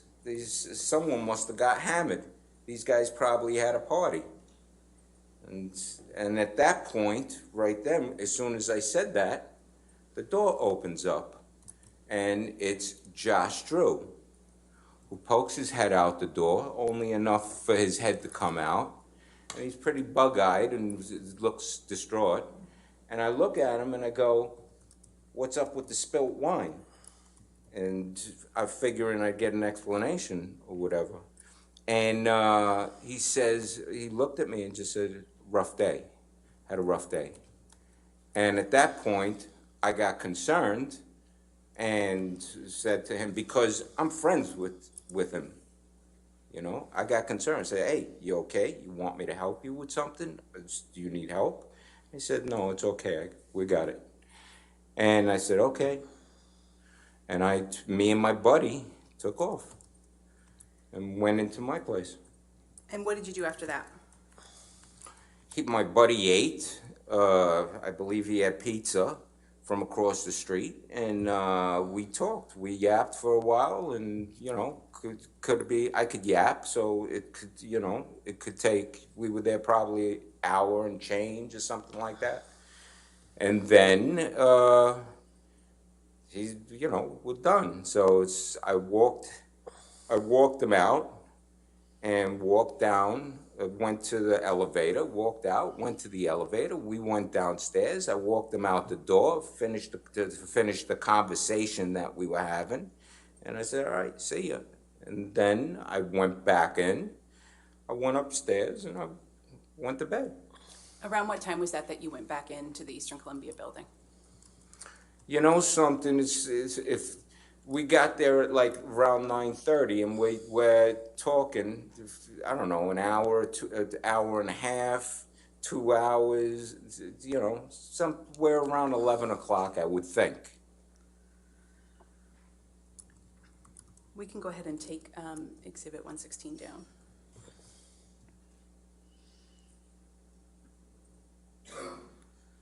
Mr. Baruch, can you describe for the jury the events of the next day, May 22nd, 2016? Yes. It's my birthday. May 22nd is my birthday. I wake up, I end up texting Johnny and saying, hey, I'm gonna be in town, because he's not staying at the Eastern Columbia building. He's staying in a house in town, okay? And so I texted him, it's my birthday. I said, listen, I'm gonna be in town. I'm gonna come by and to have a birthday drink. Okay. I didn't hear from him, you know, I didn't get an answer back, but I said, that's what I'm doing. If that happens, that happens. But, so it was around noon time, so I left. I walked out of my apartment, and I go through the hallway, as you see the graph. I go through the hallway, and I turn the corner from Penthouse 3, and as I'm walking down, well, who do I see? I see a group of people. It's a guy in black clothes, a black shirt, black pants, Amber Heard, and I see Josh Drew, who's leaning up against the door, and the door is open. This door is open. Something's going on, and as I'm walking up, I'm saying, hey, what's up? What are you guys doing? And then Amber turns to me as I'm walking up. Amber turns to me, and she says, Johnny came by last night. He got violent, so I'm changing the locks on 1, 3, and 5. And I'm looking at her, and she goes, oh, and don't worry about 2. You're okay. And at this point, I'm now walking past, so now we're all in front of the open door of the apartment, and I see there's 2 guys, 2 locksmiths, working on the door. So now I'm standing on one side, and you have Josh Drew on one side of the door. You got the 2 locksmiths with the door open, working on it. The sun's coming through the door. Sunlight from windows, and then Amber is in front of me, and there's the security guy, and that we're 2 feet away from each other, talking, and she introduces me as she's finishing saying, oh, don't worry about your apartment. She says, oh, and this is a security guard that I got who's going to be hanging around, and I got introduced. She introduced me to him, and I shook his hand. He gave me a card, which I lost, and I'm kind of taking this in and going, and I said, wait, what happened? What's going on? And at that point, Josh Drew looks at me and gives me the high sign to like, hey, follow me. I'll tell you in private. And Mr. Rich, when you were speaking with Ms. Heard, how close were you standing to her? like I said, I'm 2 feet, a foot and a half, 2 feet away. We're all 2 feet. And how was the lighting in that area? There's lights in the hallway, but we're standing in an open doorway that the wall is all windows. Sunlight's coming through, and you could operate in this light. There's that much light. Did you notice any marks on her face when you were speaking with her? No. Did you see any bruises? No. Did you see any redness? No. Did you notice any swelling? No. Did it look like Ms. Heard was wearing any makeup? No. Had you seen her wearing makeup before? Yeah. And you had seen her not wearing makeup before? Yeah, I seen, like I said, with the face mask, doing a face mask, no makeup, hanging around, waking up in the morning, no with makeup, glammed out to go out. And it's 3.5 years of seeing her in different forms. Did you speak with Mr. Drew about anything at that point? Well, yeah, after I said that, hey, what's going on? And he gave me the high sign to like, hey, follow him. We went into my apartment and had a conversation. And what happened after you had that conversation with Mr. Drew? We left the apartment and we go walking back towards Penthouse 1. And as I'm walking back, I say to Amber, as I'm walking up, he hit you? And she goes, yeah, he threw a phone at me and hit me. And I'm looking, because I had just seen her 2 feet away, and I'm going, where? And she puts her head out. She puts her face out like that for me to look at the right side of her face. And I'm looking, but at that point also, I'm looking, and I turn around, get on the other side. We're in the doorway. So I'm on this side, with the light shining this way from the doorway with the lights above, but the sunshine, and she's got her face out like this, looking, to show me, and I'm looking, and I inspect her face. I'm looking at her forehead, I'm looking at the side of her eye, I'm looking at her cheek, I'm looking at her chin, I'm looking at the other side of the face, I'm looking at the whole thing, and I don't see anything.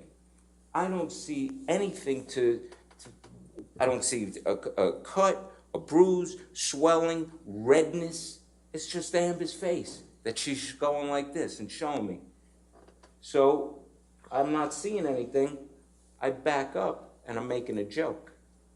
I make a joke going, well, I don't see anything, but maybe all the beauty from one side of your face to the other side of the face is outshining everything, so I can't see anything.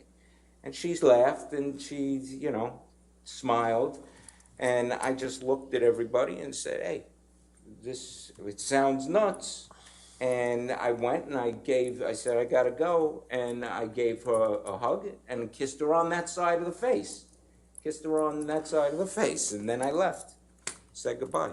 What was her reaction when you kissed her on that side of the face? Nothing. Did she flinch? No. Did you see Ms. Heard again the next day? Yeah. When was that? So that's Monday. That was May 22nd, my birthday.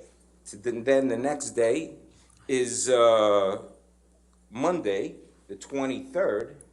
I had woken up with a chest cold, and I heard a knock on the door, and it's Amber.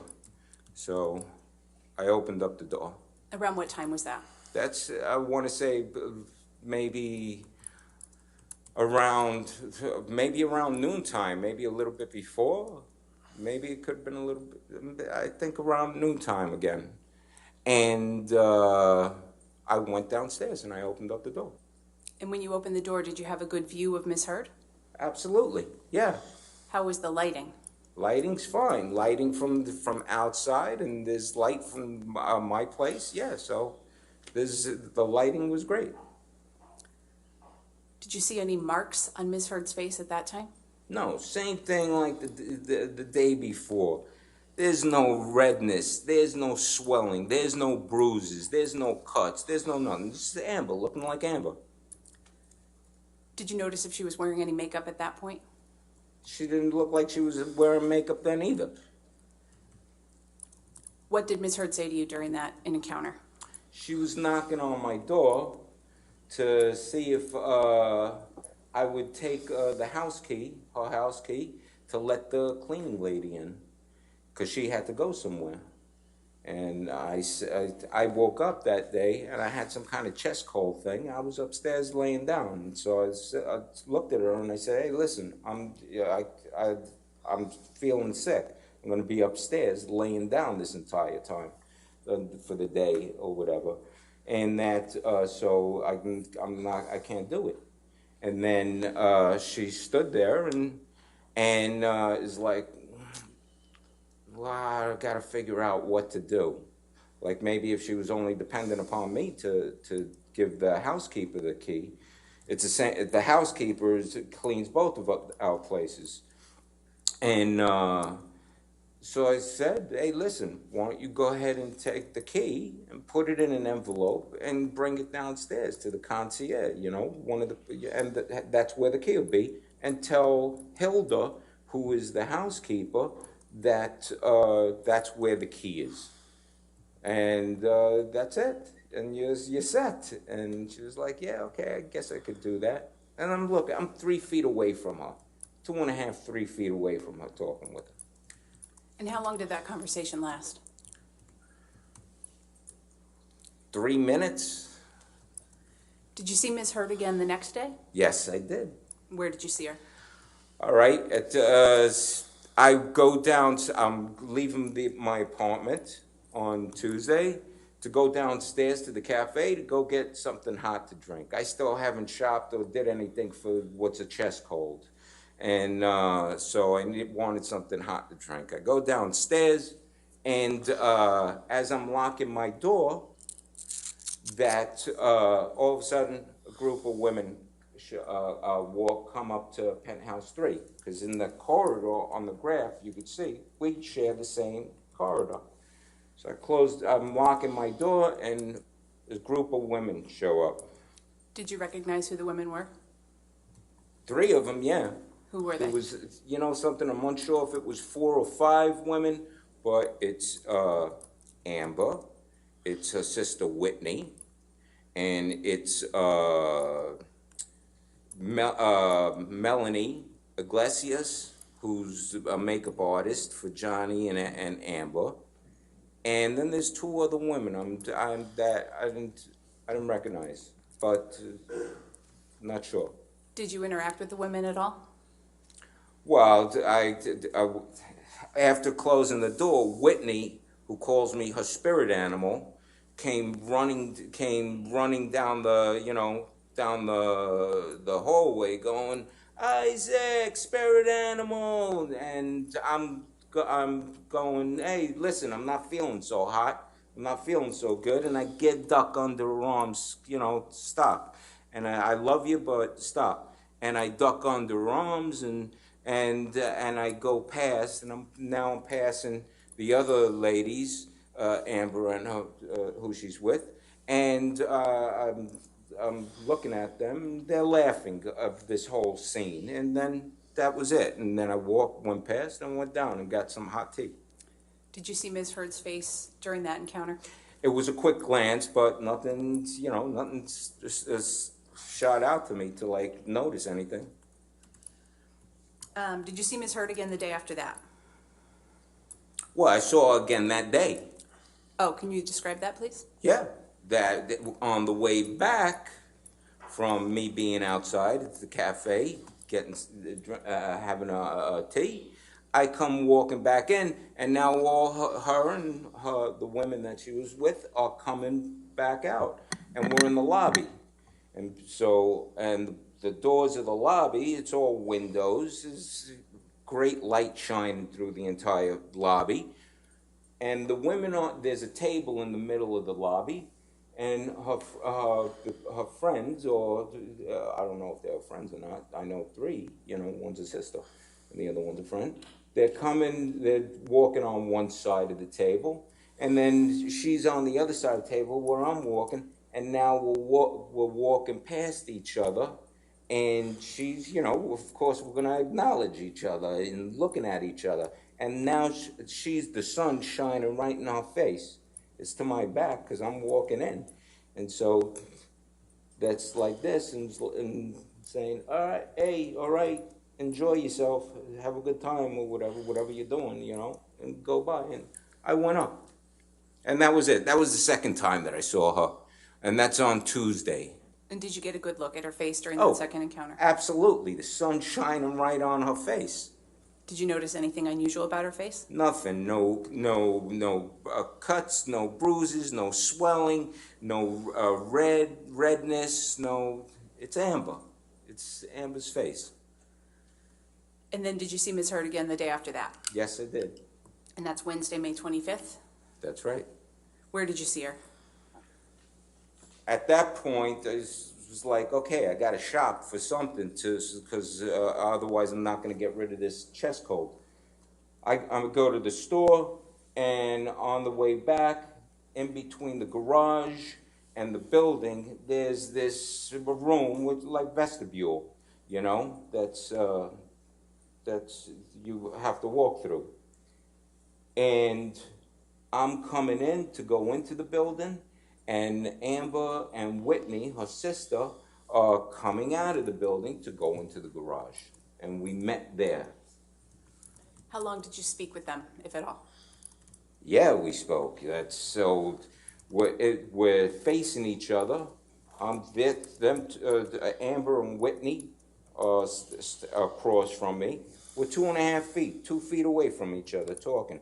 Of course, and so we stop, of course, to say, hey, what's up? What are you doing? Where you going? Where you coming from? I have bags of food in my hand of stuff that I went and I bought. And so I said, hey, I'm coming from shopping. I finally bought myself some stuff to get rid of this chest cold thing. And they go, and they're going to the CVS. And they look at me, and so what's yapping, everyone's smiling and stuff. And she says, you sure we can't get you anything? How about we get you some aspirin or some cold stuff? I said, no, I think I got everything.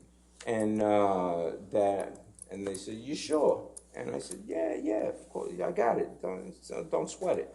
And a kiss or whatever. I got my hands. I can't hug or whatever. So, and then I said to see you, and I went up, and they went through the garage. That was it that day. Did you have a good look at her face during that conversation? Yes, this room. Yes, yeah, this room. It's completely lit. That it's a spot, and there's a camera taking. Cameras always on, a security camera, and always, and so it's got good lighting and stuff.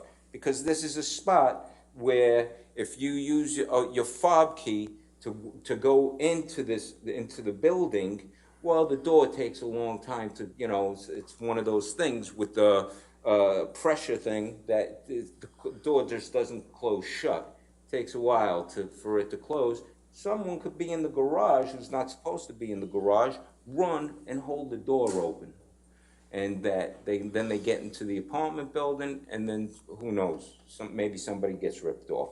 But so it's well lit for security reasons, and that there's a camera there. It's taking pictures, doing what the camera does. Was Ms. Heard wearing makeup during that discussion? Neither of them looked like they were wearing makeup at all.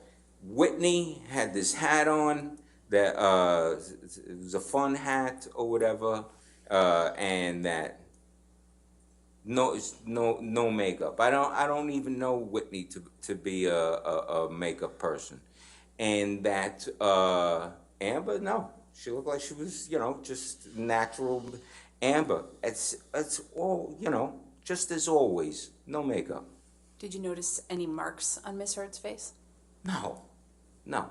Did you notice any swelling? No swelling. There's nothing. There's no swelling, no bruising, no redness, no cuts, no, I don't even, nothing. Turning back to May 21st for a second, when you first heard that Ms. Heard told you Mr. Depp had hit her, do you recall that? Say that again? When Ms. Heard told you that Mr. Depp had hit her on May 22nd. Yeah, my birthday. How did you feel hearing her say that? All right. It's irrelevant. What's the relevance to how he felt? I mean, it's a present sense impression of how he perceived that in that moment. I'll sustain the objection. Mr. Birch, did you see Ms. Heard at all the rest of that week of May 23rd? No.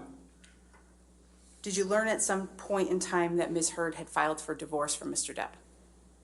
Say that again? Did you learn at some point in time that Ms. Heard had filed for divorce from Mr. Depp? Yeah. How did you learn that? I learned it from the internet.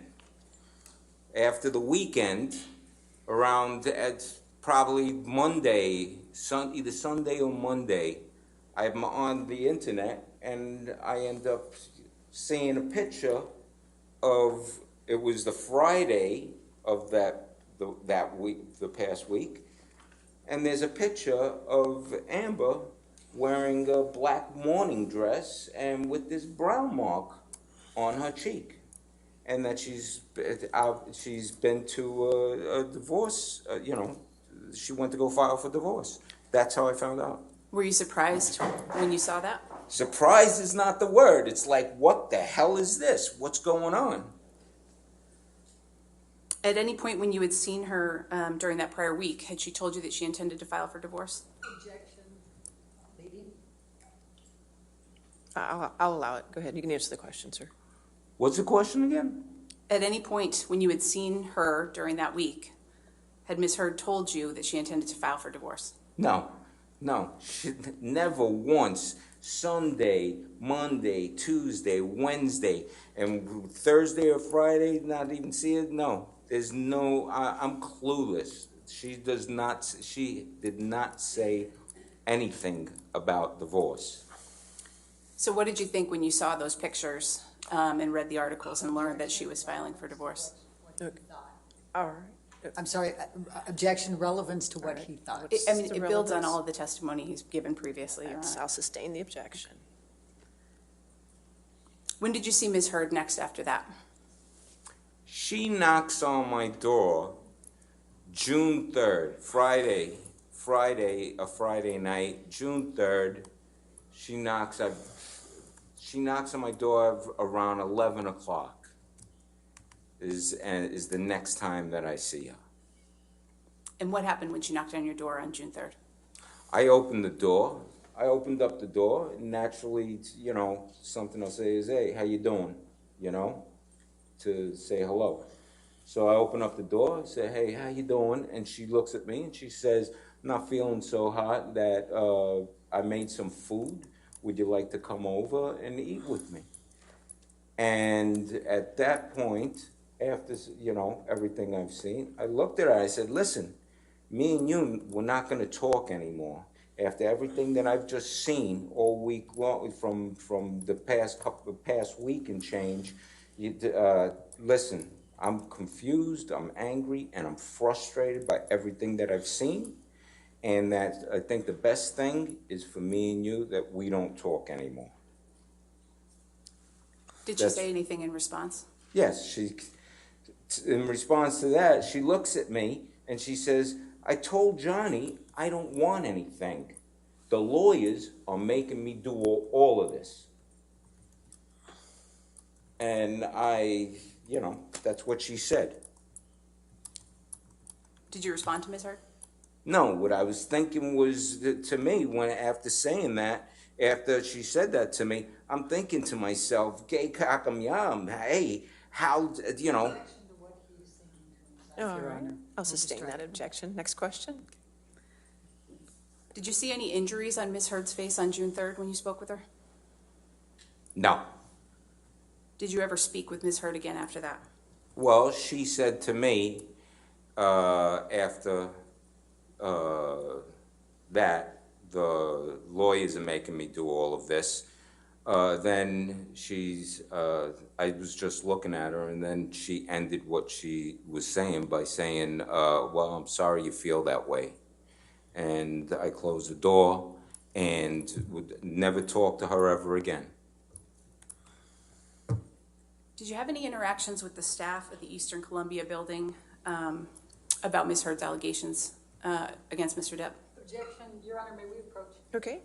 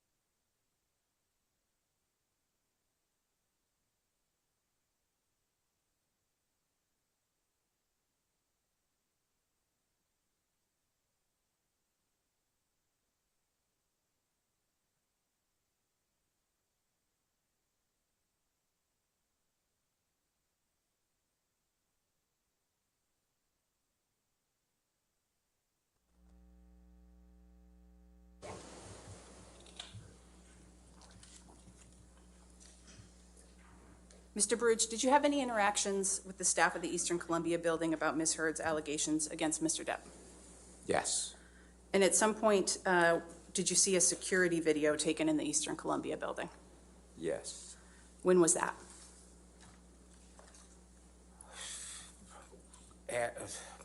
Sometime in June, maybe 2 weeks in or something like that. It's 2-3 weeks in. Can you describe what you saw in that video? Yes, I can.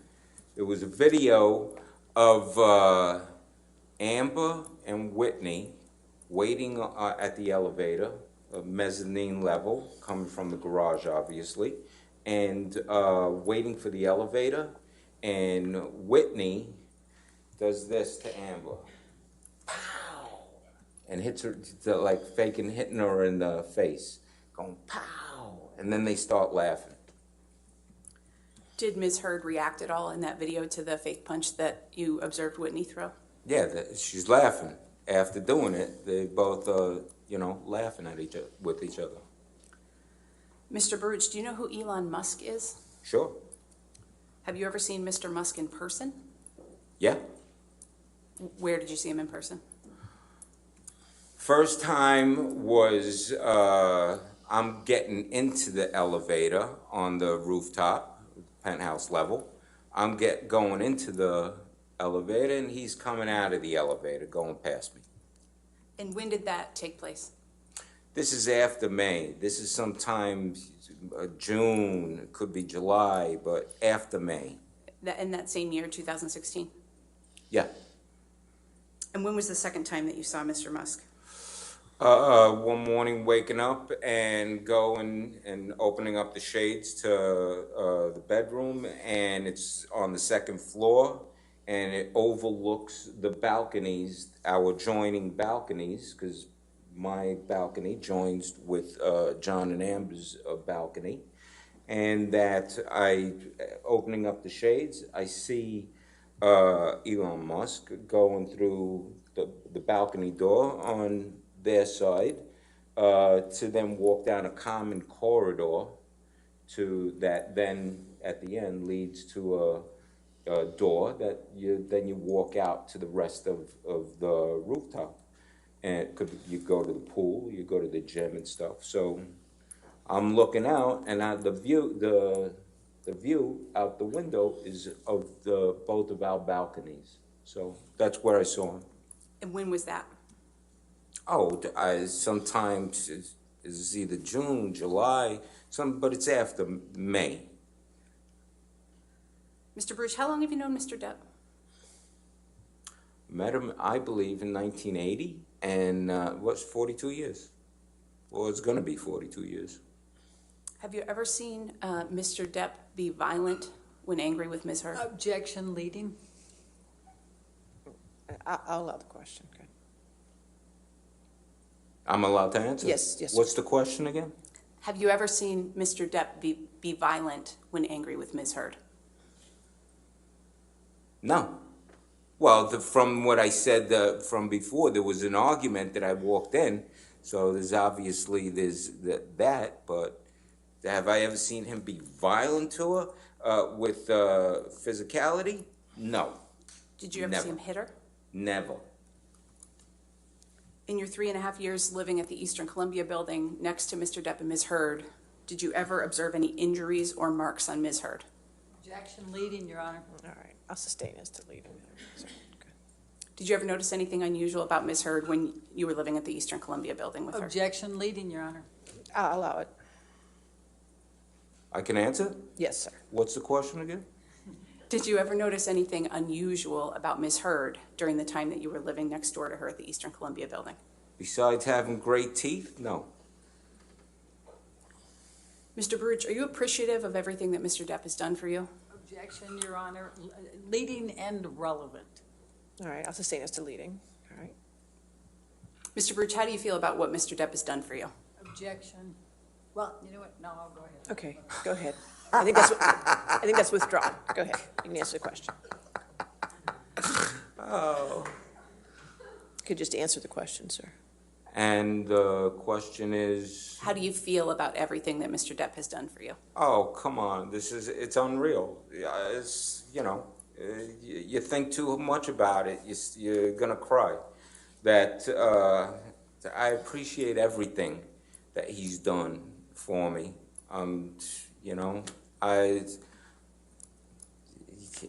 It's like stuff you can't pay back. Would you lie for him under oath? Oh, no. Leading. All right, I'll sustain the objection. Next question. Have you given truthful testimony today, sir? Objection, Your Honor. Leading. It's still leading. I'll sustain the objection. That's all I have. Okay, thank you. All right. Cross-examination. Let's start with the makeup. Now, you know that Ms. Heard was... Excuse me. I I'm sorry? didn't hear the beginning of what you started saying. I said, let's start with the makeup. Okay. Okay. You're aware that Ms. Heard has both modeled and been an actor and had been for many years before you met her, correct? I knew she acted. I didn't know she was a model. Okay. Were you aware that she had a commercial agreement with L'Oreal, for example? When, now or back then? What's your knowledge? I don't know any of that. Okay. Have you ever been with Ms. Heard when she has put makeup on? I've been in the room, yeah, when makeup was getting put on her, yeah. When makeup was being put on her, was this for some acting role or something like that? It was an event that they were going to. Mm-hmm. So that was somebody else applying makeup to Ms. Yeah. Heard, who was going to have some gala event that she was going to. Yeah. Okay. Have you ever been with Ms. Heard in her bathroom or anything when she's applying her makeup in the morning? No. Okay. Are you familiar with Amica cream? What is it? Amica? Amica? Yes. No. Okay. Do you know what type of foundation Ms. Heard uses? No. Do you know what type of concealer Ms. Heard uses? No. Do you know what type of tint Ms. Heard uses? I have no clue. Do you know what types of powders Ms. Heard uses? No. So when you're saying that you didn't notice any makeup, would it be fair to say that you yourself are not familiar with what type of makeup Amber Heard uses on a daily basis? I don't know what she uses on a daily basis. That's my point. Now, the first time that you saw her, which was May 22nd, Yeah. Ms. Heard was there. Were you aware she was on her way to somebody else's birthday party, not yours, but somebody else's that day? No. Okay. Can you tell me what her hairstyle was that day? It's just down. Down as in? Just regular. How she has it up now. She's got some kind of hairstyle, but no, she was no hair down, regular, no makeup, just hanging. Well, when you say no makeup, you don't know she was not wearing makeup, correct? For a fact? Correct. No. And you don't know whether she had applied Amica cream, correct? No. And I you- didn't even know what Amica cream is. And you don't know whether she had applied concealer or foundation or powder or tint, correct? That's correct. Okay. Now, if she's going out to a party, Yeah. do you think she would want to have her bruise exposed? Objection, Your Honor. What's the objection? Cause for speculation. All right, I'll sustain the objection. Okay. Next question. So, do you recall what Ms. Heard was wearing that day? You know something? I could have sworn she had on a schmata dress, hippie dress at that particular time, but I could be confusing it with June 3rd. She's got this Victorian type of long hippie dress that has embroidery, and she definitely was wearing that night. All right, but let's go back to May 22nd. Do you Yeah. recall what she was wearing? I could have swore she was wearing another schmata dress that I've seen her hanging around the apartment with. And do you recall what color? No. Okay. Do you recall what jewelry Ms. No. Heard was wearing that day? No. Okay. Now, you indicated that there was a security guard there, and there Yes. was Josh Drew, correct? And was there anyone else there? Yeah, the two locksmiths. Okay. So And also in the apartment, for a fleeting second, a person went walking by and who seemed to me looked like it was Raquel Pennington, but it could have been another friend that was supposedly staying with them. Okay, so you saw somebody come by. So how many? No, go through the living room and then they're out of the picture because they went upstairs. So that's somebody that else was in that room but walking by. Okay. Yeah. So, and you talked to Josh. What did Josh tell you? Josh When? Drew, he took you to the side. What did he tell you? Objection, Your Honor, hearsay. All right, I'll sustain the objection to hearsay.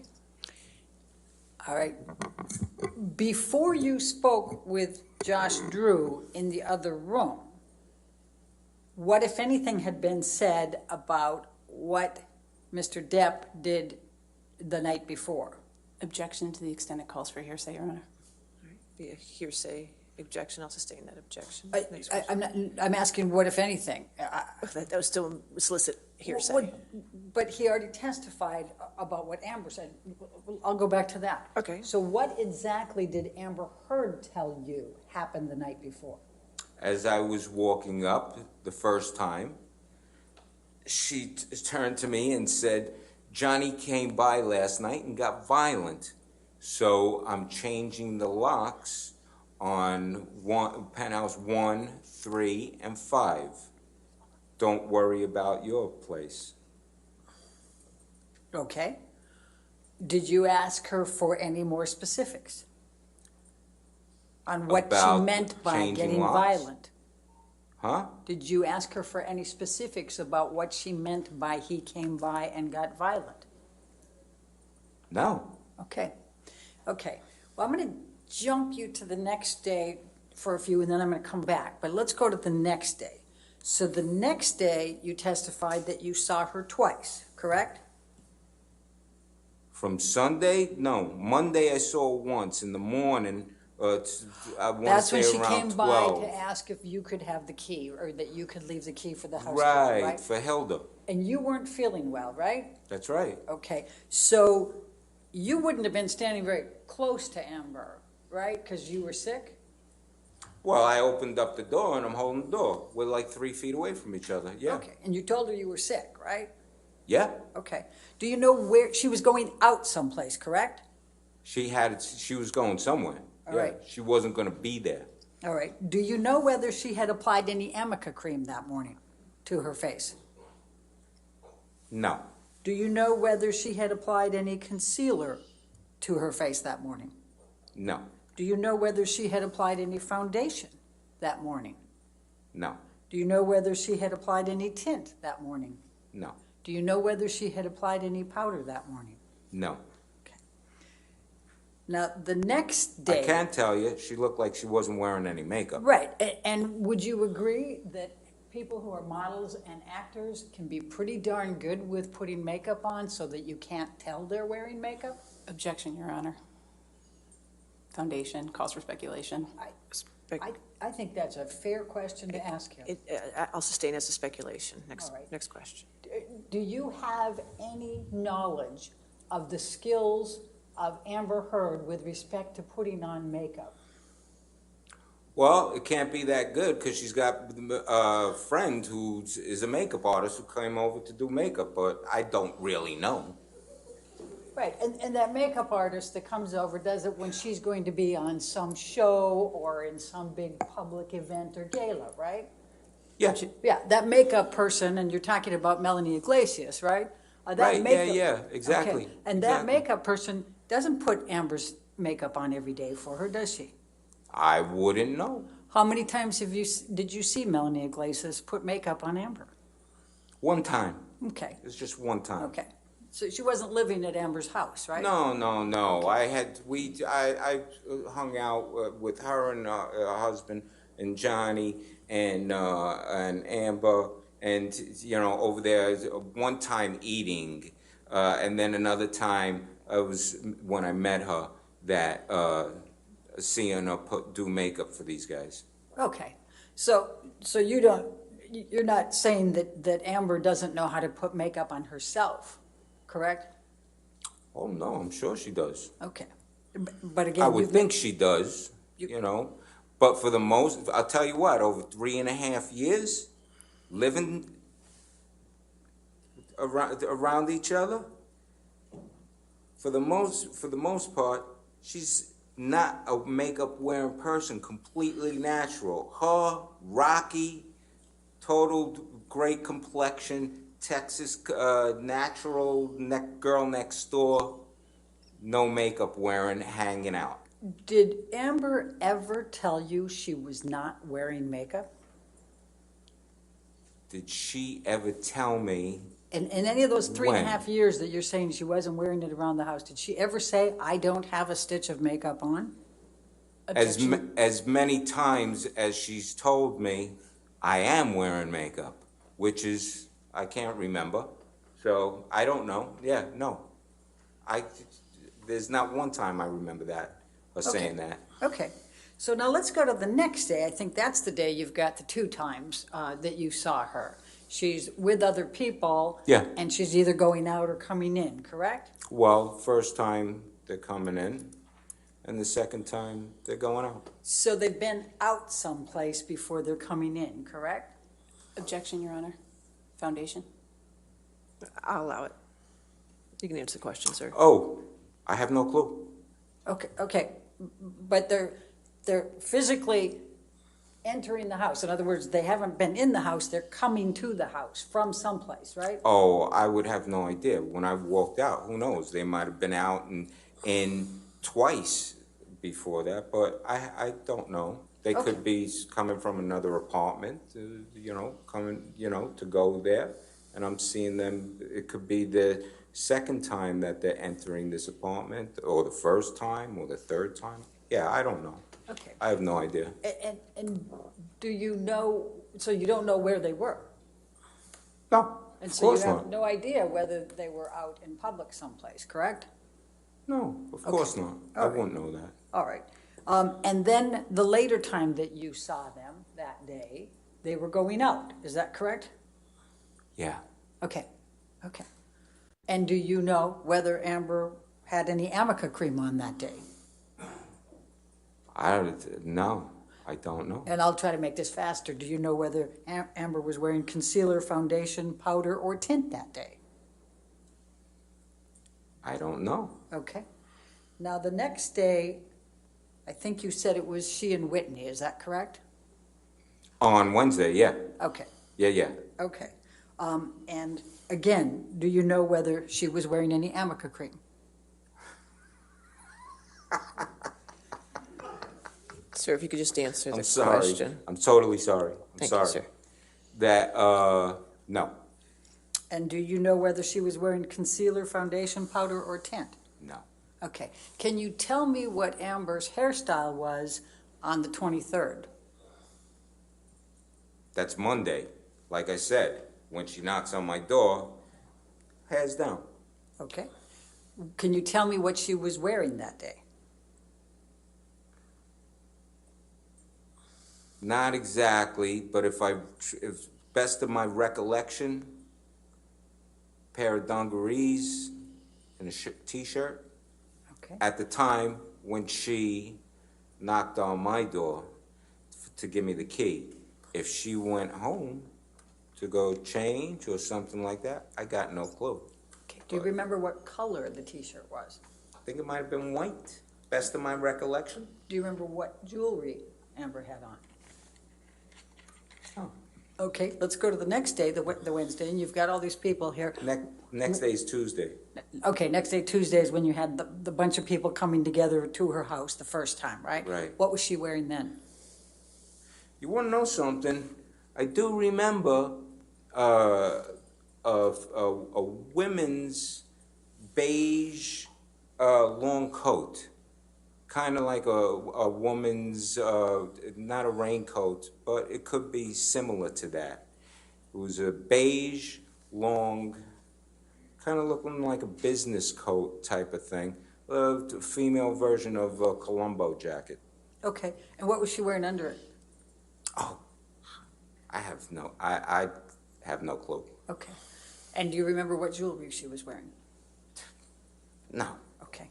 Now, you said that on the 22nd that you kissed her on the cheek. What day? The 22nd, your birthday? 22nd, Sunday, yes. Okay, so when you showed it the first time, you went like this, right? And then the next time when you said you did the kisses, you went like this. What's your typical way of kissing women when you greet them or say goodbye? I'm not understanding any of what you just did. Okay, so when you, well, I'll just leave it at Amber. When you, I take it that you would regularly kiss Amber on the cheek when you to say hello and to say goodbye? Yeah, Okay. absolutely. And tell us how you did that. Objection, Could you just Your Honor. show us how you did that? Which time, regularly? Did you have a different way of kissing her on the cheek different times? Or did you have a general way that you would greet or say goodbye to Amber with kisses? It's a regular, you give a peck on the cheek, or, like you just touch cheeks and Okay. that's that. So it's a pretty soft, it's kind of like almost a superficial one, or is it a really hard one on the cheek? No, it's, you kiss someone on the side of the cheek. I don't know, pressure-wise, what kind of talk is there? I mean, is it just talk? one of these little pecks, or is it much harder? No, it's a regular. You touch, you touch and boink, and that's that. So you think it was pretty hard? You peck her on the cheek pretty hard every time? Objection, Your Honor. No, I'll sustain the objection if you want the next question. Okay. How's it? You also showed that you did one like this. Did you ever do a two-kiss when you greeted Amber? Two cheeks? No, I'm not European. I'm from Brooklyn. No. You give, Europeans do the, All right. both sides. Sometimes even three. Bam, bam, bam, bam, you know. But you so, never did no. that? No, no. All right, let's go to the fake punch. I want to make sure that I understand exactly what you remember seeing. Yeah. You said that it was 2 to 3 weeks into June, is that correct? That you saw it? It's got to be somewhere in that period. Okay. To somewhere in the first three, I would say the first 3 weeks of June. All right. Yeah, somewhere like that. Can you recall which week? No. Okay. So you saw Whitney and Amber. Was there anyone with them? No. Okay. Do you recall what either of them was wearing? Long jackets. Yes, actually I do. Okay. Long jackets. You know, overcoats. And how was Amber's hair styled that day? Down, pulled back. Pulled back or Well, down? it's when I say pull, you know, it's like hair's down, you know, maybe because of something around the neck or whatever, the hair is, you know, flipped back or whatever. Not tied back, I don't remember if it was tied back, but just where it's full. Okay. That I remember. Okay. So now where were they standing when you watched this? This is where would they stand? Yes. They're standing, waiting for one of the elevators on the mezzanine floor where there's, I guess you could see, there's cameras that, you know, has that view of the elevators So on the they're on mezzanine floor. So they're on the mezzanine level. Yeah, this is the same level. This is the same level. There's apartments on that level. And that's how the exit, how you get out to go to the garage. And so were they coming back from the garage? Well, if they're standing at the elevator outside, it could be, and waiting to get into the elevator on that floor. So it could be that maybe they came from outside, maybe they know somebody who lives on that floor, because there's apartments there. I got no clue where they're coming from. That's not even in the thought process. When I see this, it's not like, well, I wonder where they're coming from. Okay. No, it's Okay. just So now what I saw. tell me where they were each standing. As I'm watching the video, this tape, Amber's on the left and Whitney's on the right. Okay.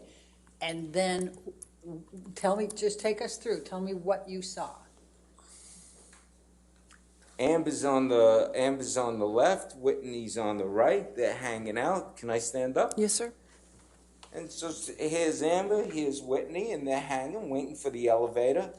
And Whitney they're looking at each other, yapping or whatever they're doing, and Whitney goes like this. Pow. Just a fake pow. And then they both start laughing, and then they're just standing there, yapping, doing what they're doing. And how close does Whitney's fist get to Amber? Oh, I'm watching this. It's a fake thing. It's not. It's Right, not right. like she went and she hit her own sister. No, but I'm She asking didn't go how and close. hit her. She just, going pow. If here's my face, if here's my face, it's just coming by. Fake punch going by. This, that far. Okay. Just making believe. Just making believe. It's a Okay. believe punch. Okay. And then they both laugh, you say. Yeah, they both, they just start, Did you watch them get on the elevator? no. Okay, so the part that you saw, the elevator never opened during that time. That's right. Okay. That is correct. And how many seconds would you say, or minutes would you say this little clip was? Oh, what I saw was 10 seconds, 15 seconds. Okay. And do you recall what day that was? That I saw this? No. Was there a date on the video? Oh, if there was, it wasn't something that I acknowledged. Okay, great, good, thank you. All right, now let's go back to the argument that you witnessed between Mr.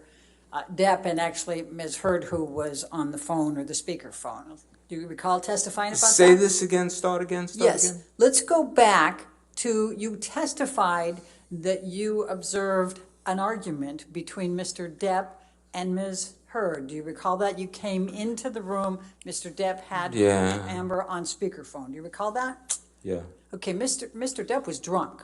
Would you agree? Yeah. Okay. And do you recall that Amber was actually in London, not New York? No. You don't recall that? No, I thought I thought it was she was in New York. Okay. And you recall that Mr. Depp was accusing Amber of sleeping with somebody, right? There was somebody else in the room with her, and that's what they were arguing about. Are you sure that Mr. Depp wasn't thinking there was someone in the room and she was trying to tell him there wasn't somebody in the room? He, say that again? Are you sure he wasn't saying someone was in the room and she was trying to convince him there wasn't anybody in the room? Well, he said that he heard the other voice. Okay, and did you hear the voice? Oh, no. I walked in there already, this is already in motion. Right, and Amber's saying, why are you saying that, right?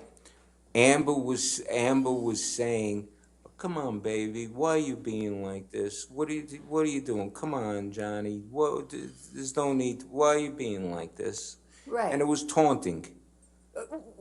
How is it taunting to say, why are you accusing me of having somebody in my room? Because they were in the midst of no solution.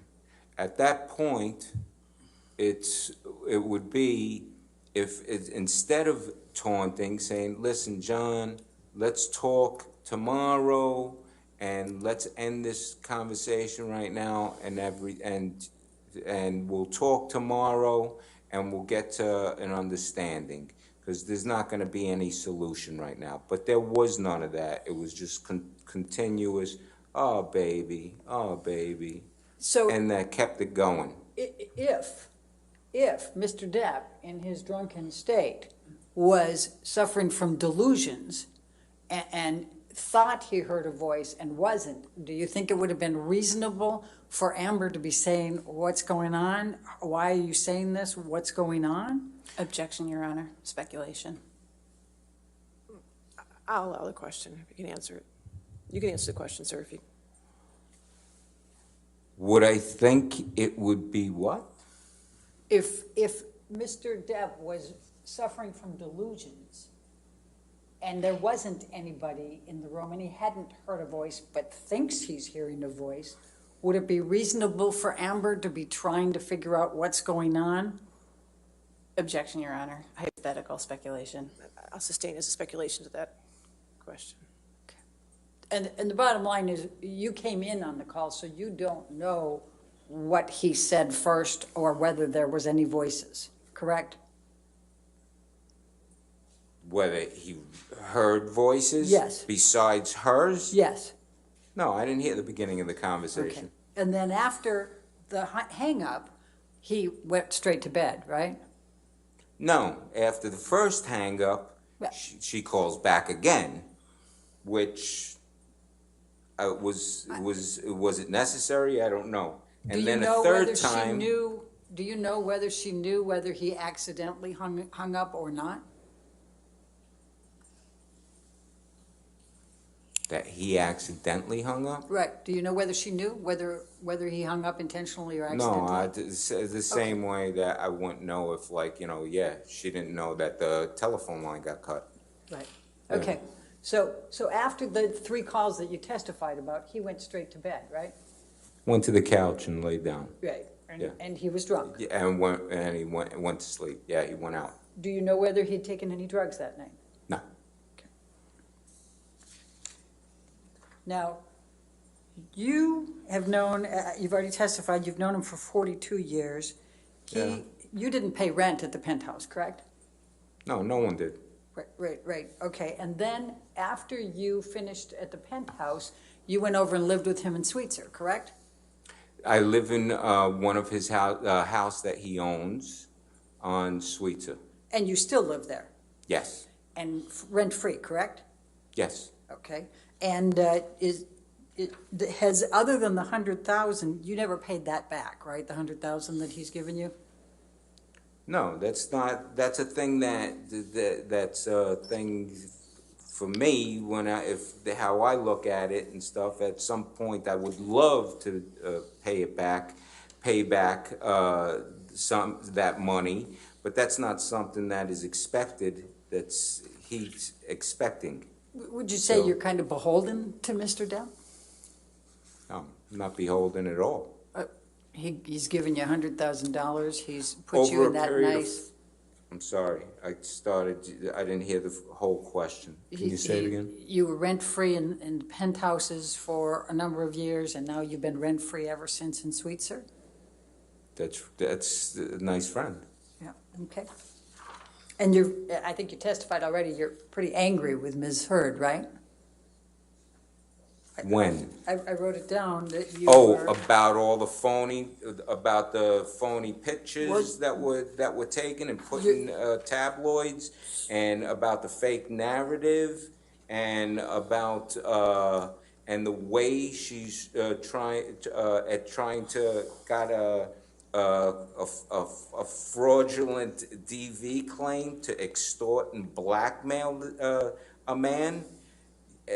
Yeah, that kind of got me Pretty angry with it. frustrated, confused, angry, upset. Yes, which is why I said the best thing for us to do is not to talk to each other. Okay. And- Yes. And was it fair to say you're still angry with her?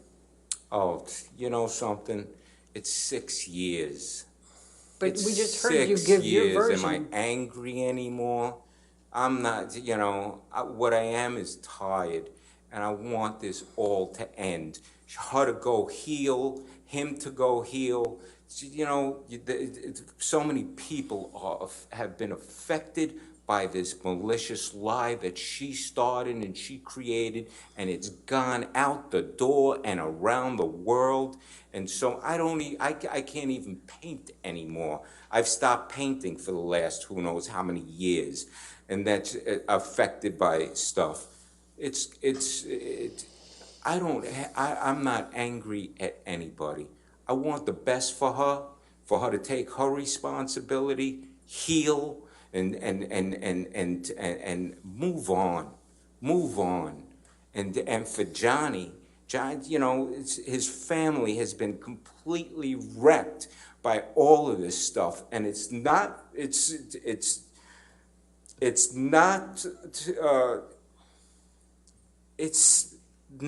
fair. It's not right what she did and what happened for so many people to get affected from this. It's insane. And Mr. That's how this happened. And Mr. Baruch, if in fact she's telling the truth, and if in fact Mr. Depp, who has engaged in enormous rage and domestic abuse and violence of Amber over a period of time that you wouldn't know about, then maybe it's time for him to take responsibility, don't you think? Objection, Your Honor. What's the objection? Speculation, lack of foundation, relevance. Speculation. He just went off on this rant and rave about assuming that she's. You asked questions. I didn't ask a question that launched that. I'm going to sustain the objection. Okay, All right, next you don't. question. I'll ask this, Okay. Mr. Baruch. You don't know whether Mr. Depp has committed domestic violence of Amber Heard, do you?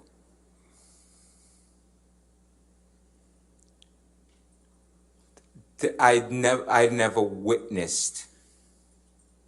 I never saw or witnessed whatever type of claim that is being said, ever. I've Okay. never seen him be violent since teenagers from first I didn't meeting. ask you that. I said you don't know whether he has committed domestic violence or abuse on Amber Heard. Isn't that correct? That's correct. I did Okay. not witness any physical Right. violence. But you have seen Mr. Depp use drugs as well as drink and be drunk, correct? Oh, yeah. Okay. Now, I've how, partaken. I'm going to ask you to take a look. Let's pick up Depp Exhibit number 116 again. It's already in, if we can have that published to the jury. Ms. Birdhoff, how much more do you think you have? I think I can finish it up if you give Okay, me sure, 5 or sure. 10 more No, minutes, that's well- maybe less. Okay, all right. I'll Thank hold you. you to that. Okay. Okay. So, Mr. Bruce, I just want to make sure that I understand. This is the penthouse thing, and you Ms. said... Birdhoff, if you could go to the microphone, it's just so hard to hear you. Yep, I just realized that. Thank you. Thank you. Appreciate it. So on this diagram, when you got out of the, you said 9:30 today, but in fact, it was between 9:30 and 10 that you came back with your friend, correct? No, it was around 9:30. Could be 5 minutes one way, 5 minutes the other way. Could have been. Do you recall saying it was between 9:30 and 10 earlier? Today? No. Did I said that? Do you recall, are you sure it was 9:30, give or take 5 minutes, or could it have been between 9:30 and 10? It was 9:30, give or take 5 minutes, 5 to 10 minutes, either way. And you saw a broken sconce. No, Correct. I did not see a broken sconce. What did you see? I saw a broken glass on the floor, shards of glass, pieces of glass, which I figured could have been a broken sconce, or possibly maybe something from the fire department stuff that's around the walls. So it could be something broken from that, but maybe one of the sconces broke. I didn't see a broken sconce. I just saw the glass. Okay, was there typically a sconce right there as you come off the elevator? Yeah, from my memory, there was sconces on the walls, certain places. Do you remember looking that night and saying, where did this glass come from? There's a broken one. Did you tie it together? No, it wasn't. It was an assumption it had to come from some of those places, because what the glass looked like to me looked like it might have come from one of those places. Could Okay. have been, maybe the sconce. Okay, when you said from the fire thing, were you talking about the fire extinguisher? and the No, glass no, in front no, of it? not the fire extinguisher. There was in the hallway, that first hallway that you go through, the doors that you walk through after you get out of the elevator, those doors, they're fire doors that you close. All right, hopefully no one gets burned to death. That would be, crazy. But then along the wall, I believe, by the staircase, because there's a door that's next to penthouse 5, then there's the doorway, the stairwell door, and I believe there's a thing that's by the floor there, that's got a glass plastic thing around it. So it could have been something from that. Your Honor, may I approach? All right, yes, ma'am? Counsel.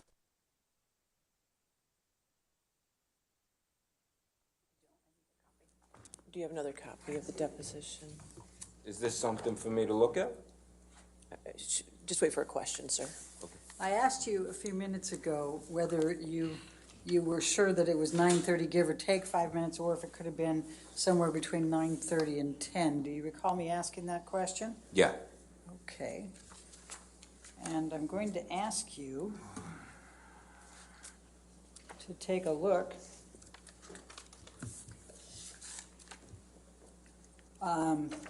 at page 39. Do you recall giving your deposition on November 20, 2019? Oh, from down in Anaheim? Yes. Yeah, I remember that. And were That you was- under that's oath the at that first- time? Well, that's, yeah, I Okay, and think that- that's, I believe so, That yeah. was about 2.5 years ago, wasn't it? 2, 3, yeah, it's, yeah, like between 2 and 3 years, yeah, sure. All right, so if you could take a look, starting on page 39. Hang on a second.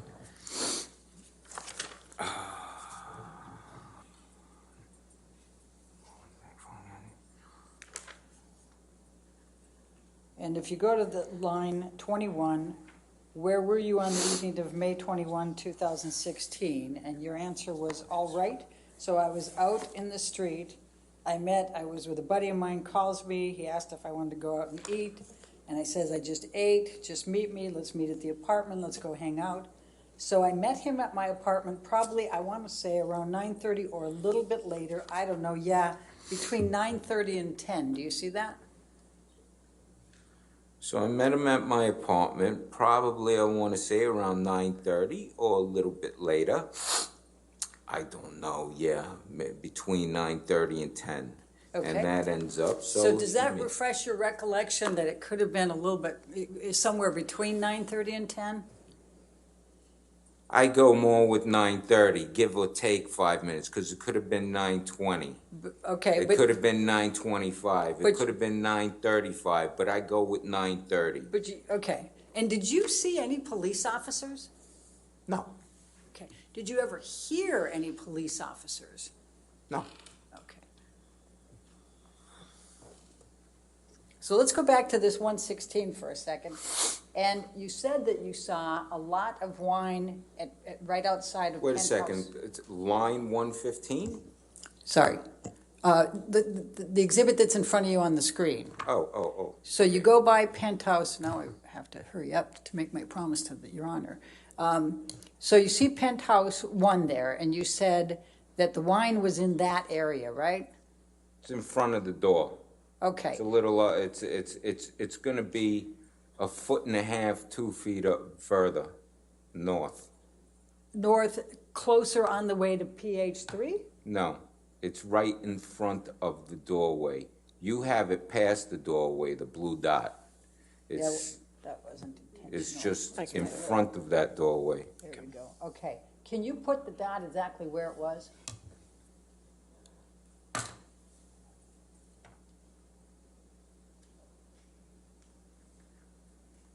Okay. Can I move that dot? And how much wine was there? It's a puddle, It was a puddle. a puddle of wine. Could you walk past it without seeing it? No. It was, and could you tell a little bit about how much probably had been spilled of the wine? I mean, were we talking like a half a bottle, a bottle? Looked like, a couple of glasses of wine, making a puddle. Okay. Wasn't like a full bottle. That's Okay. That's a bit more. Okay, thank you. Your Honor, I do have another exhibit I need to put in, and I think that might take a little bit longer than a couple of minutes. Well, So- how much time were you talking? Well, I can do it as fast as I can, You but. can try. Okay, Okay, good. then can we Heather, can you pick up, well, it's going to be Plaintiff's Exhibit 548. Now, do you have a recollection of Mr. Depp having a volatile relationship with his earlier partner, Vanessa Paradis? No, but then again, I wasn't, I met her a couple of times. We weren't, our paths weren't crossing at that particular time when they were together. All right, do you recall Mr. Depp ever referring to a circumstance with her as carnage? What's the relevance? We're talking, he's trying to give character testimony here, and I'll tell you what, I'll move to a different Okay, one. all right. Now, you said that Mr. Depp and Ms. Heard were, you said that they were always nice to each other? Yeah. Do you ever remember Mr. Depp referring to Amber with the term cunt? Like to her face? No, no, to you, calling her a cunt to you. Maybe in a text. All right, did he do it more than once in a text? I would have no recollection of that. I mean, he's called me a cunt in a text. So I mean, it could be. I don't know how many texts. If there's something specific, if you could show me a text, that would be a different story. But I don't. You know, we've had many texts together, many you know. Okay, let's go to line 57 then, it would be section 57 of the exhibit that I have in front of me.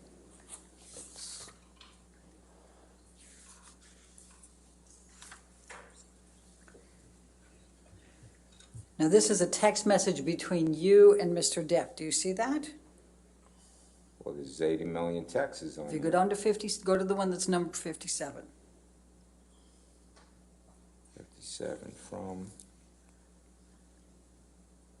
Objection, Your Honor. This is from me to him? I'm sorry. May I approach? Okay, sure.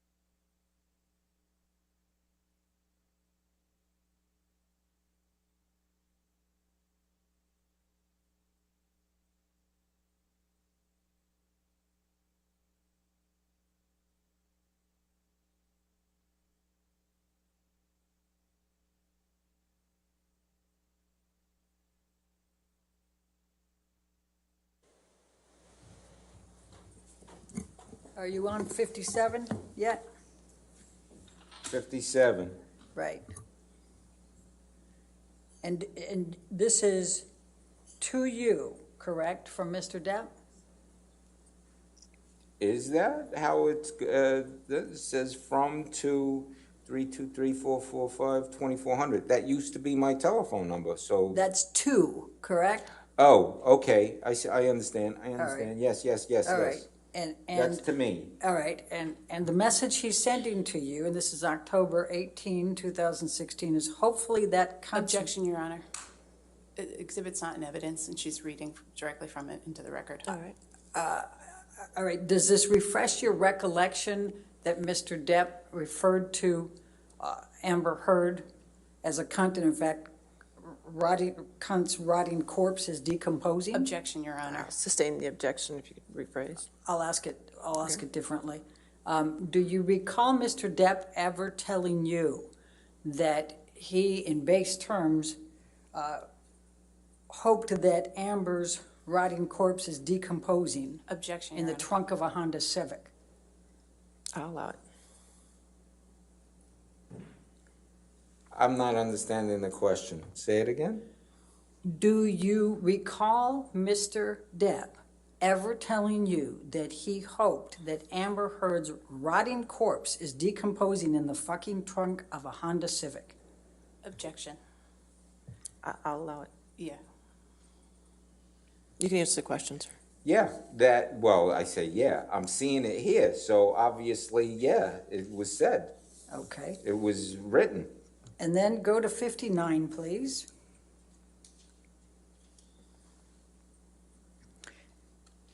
And when you had to move out of the penthouse to go to Sweetser, do you recall Mr. Depp telling you that this was Amber's fault and referring to her as a cunt? Can I read this Yes, thing please. first, so that Yes, way I please. see what's going on?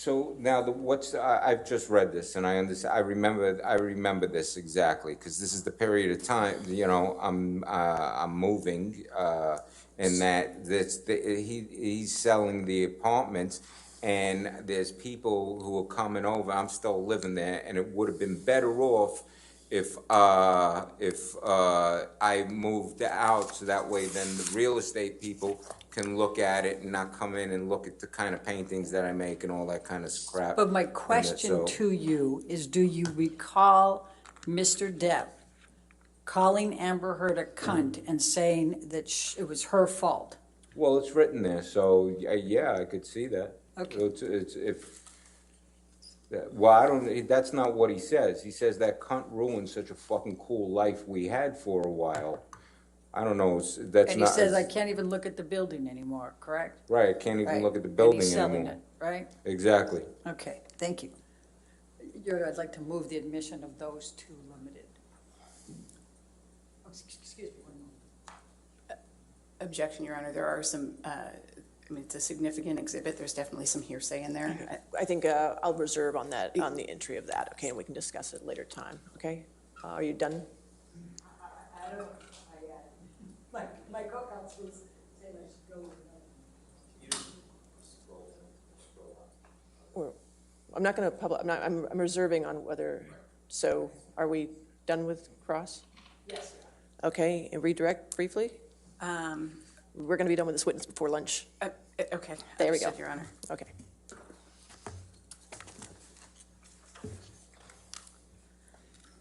Mr. Baruch, do you recall that Ms. Bredehoff was just asking you some questions about some text messages you received from Mr. Depp? Yeah. Do you recall when those text messages were sent? No, I'd have to look at them again and look at the date. Could you display it to the witness again, please?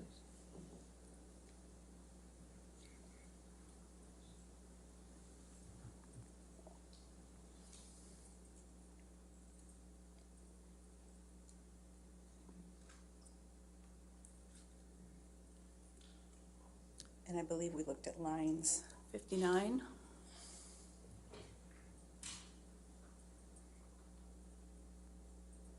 Excuse me, 57. Do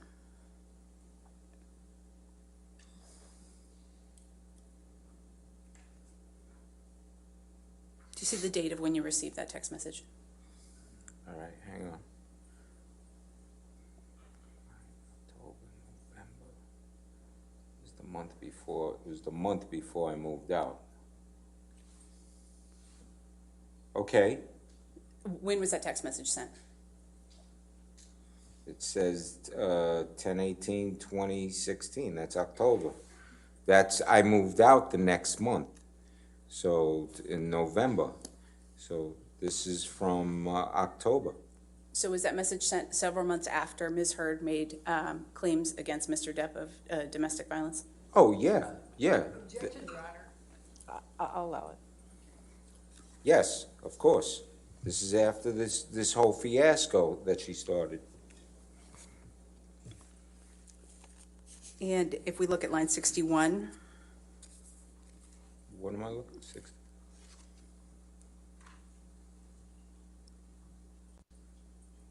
what's the date on that message? It's 10/28, October.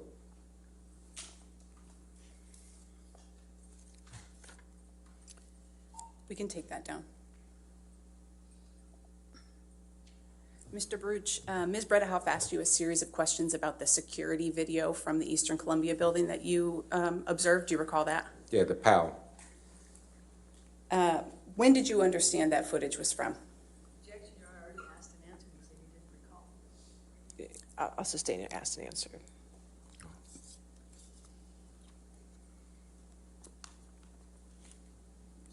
Did you have an understanding at the time that you saw that video of when it was from? Objection, Your Honor, same question. I'll sustain the objection. Ms. Bredehoff also asked you a series of questions about the argument that you overheard between Ms. Heard and Mr. Depp on the phone. Do you recall that? Yes. And you could hear Ms. Heard's voice on that phone, right? Yeah. Do you recall if that was a FaceTime call or if it was just regular speakerphone? It's just this speakerphone. And What did you understand her tone to be on that call that you overheard? Your Honor. What would you understand her tone? I'll allow it if you can answer. It's fine. Taunting, egging on, almost demeanoring the baby talk. I'm going to object, Your Honor, and move to strike. Yeah, I'll sustain the objection as to his answer, and I'll strike it. The whole answer, Your Honor? The answer, yes. I believe you testified that Mr. Depp hung up the phone during that conversation. Do you recall that? Yes. Did you understand that Mr. Depp was trying to end the argument by hanging up the phone? Objection to what his understanding of what Mr. Depp was trying to do. All right, I'll sustain as to past speculation. Your Honor, he heard the phone call and he was there to directly But observe. what Johnny Depp's intention was, I'll sustain his objection. I know what my intent. Sir, Oh, I'm sorry. okay, thank you. Wait for the question. Thank you, sir. What was your understanding of your intent with respect to hanging up the phone on that Objection, Your Honor. conversation? He already asked and answered when he said he hung it up, and so. It was asked and answered. I'll sustain the objection. Next question. Nothing further, Your Honor. All right, is this witness subject to recall? Possibly, Your Honor. There's a silence. Okay, so yes or no, or not for you, not from you? Yes, All yes, right. for us. All right, sir, since you're subject to recall, that means that you may be called again to testify at some point. So that means until that time, the rule on witnesses still is in place for you, so you cannot have any outside information or talk to anybody about your testimony here today, and don't look at any information about this on the news, okay? Okay. All right, thank you, sir. You're free to go at this time. Thank you. Thank you. All right, so. All right, ladies and gentlemen, we'll go ahead and take our afternoon lunch.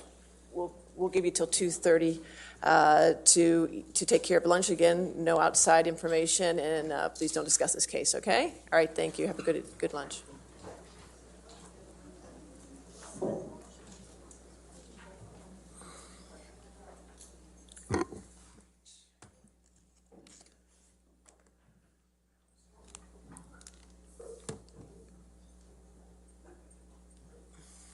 All right, so we'll come back at 2:30 then?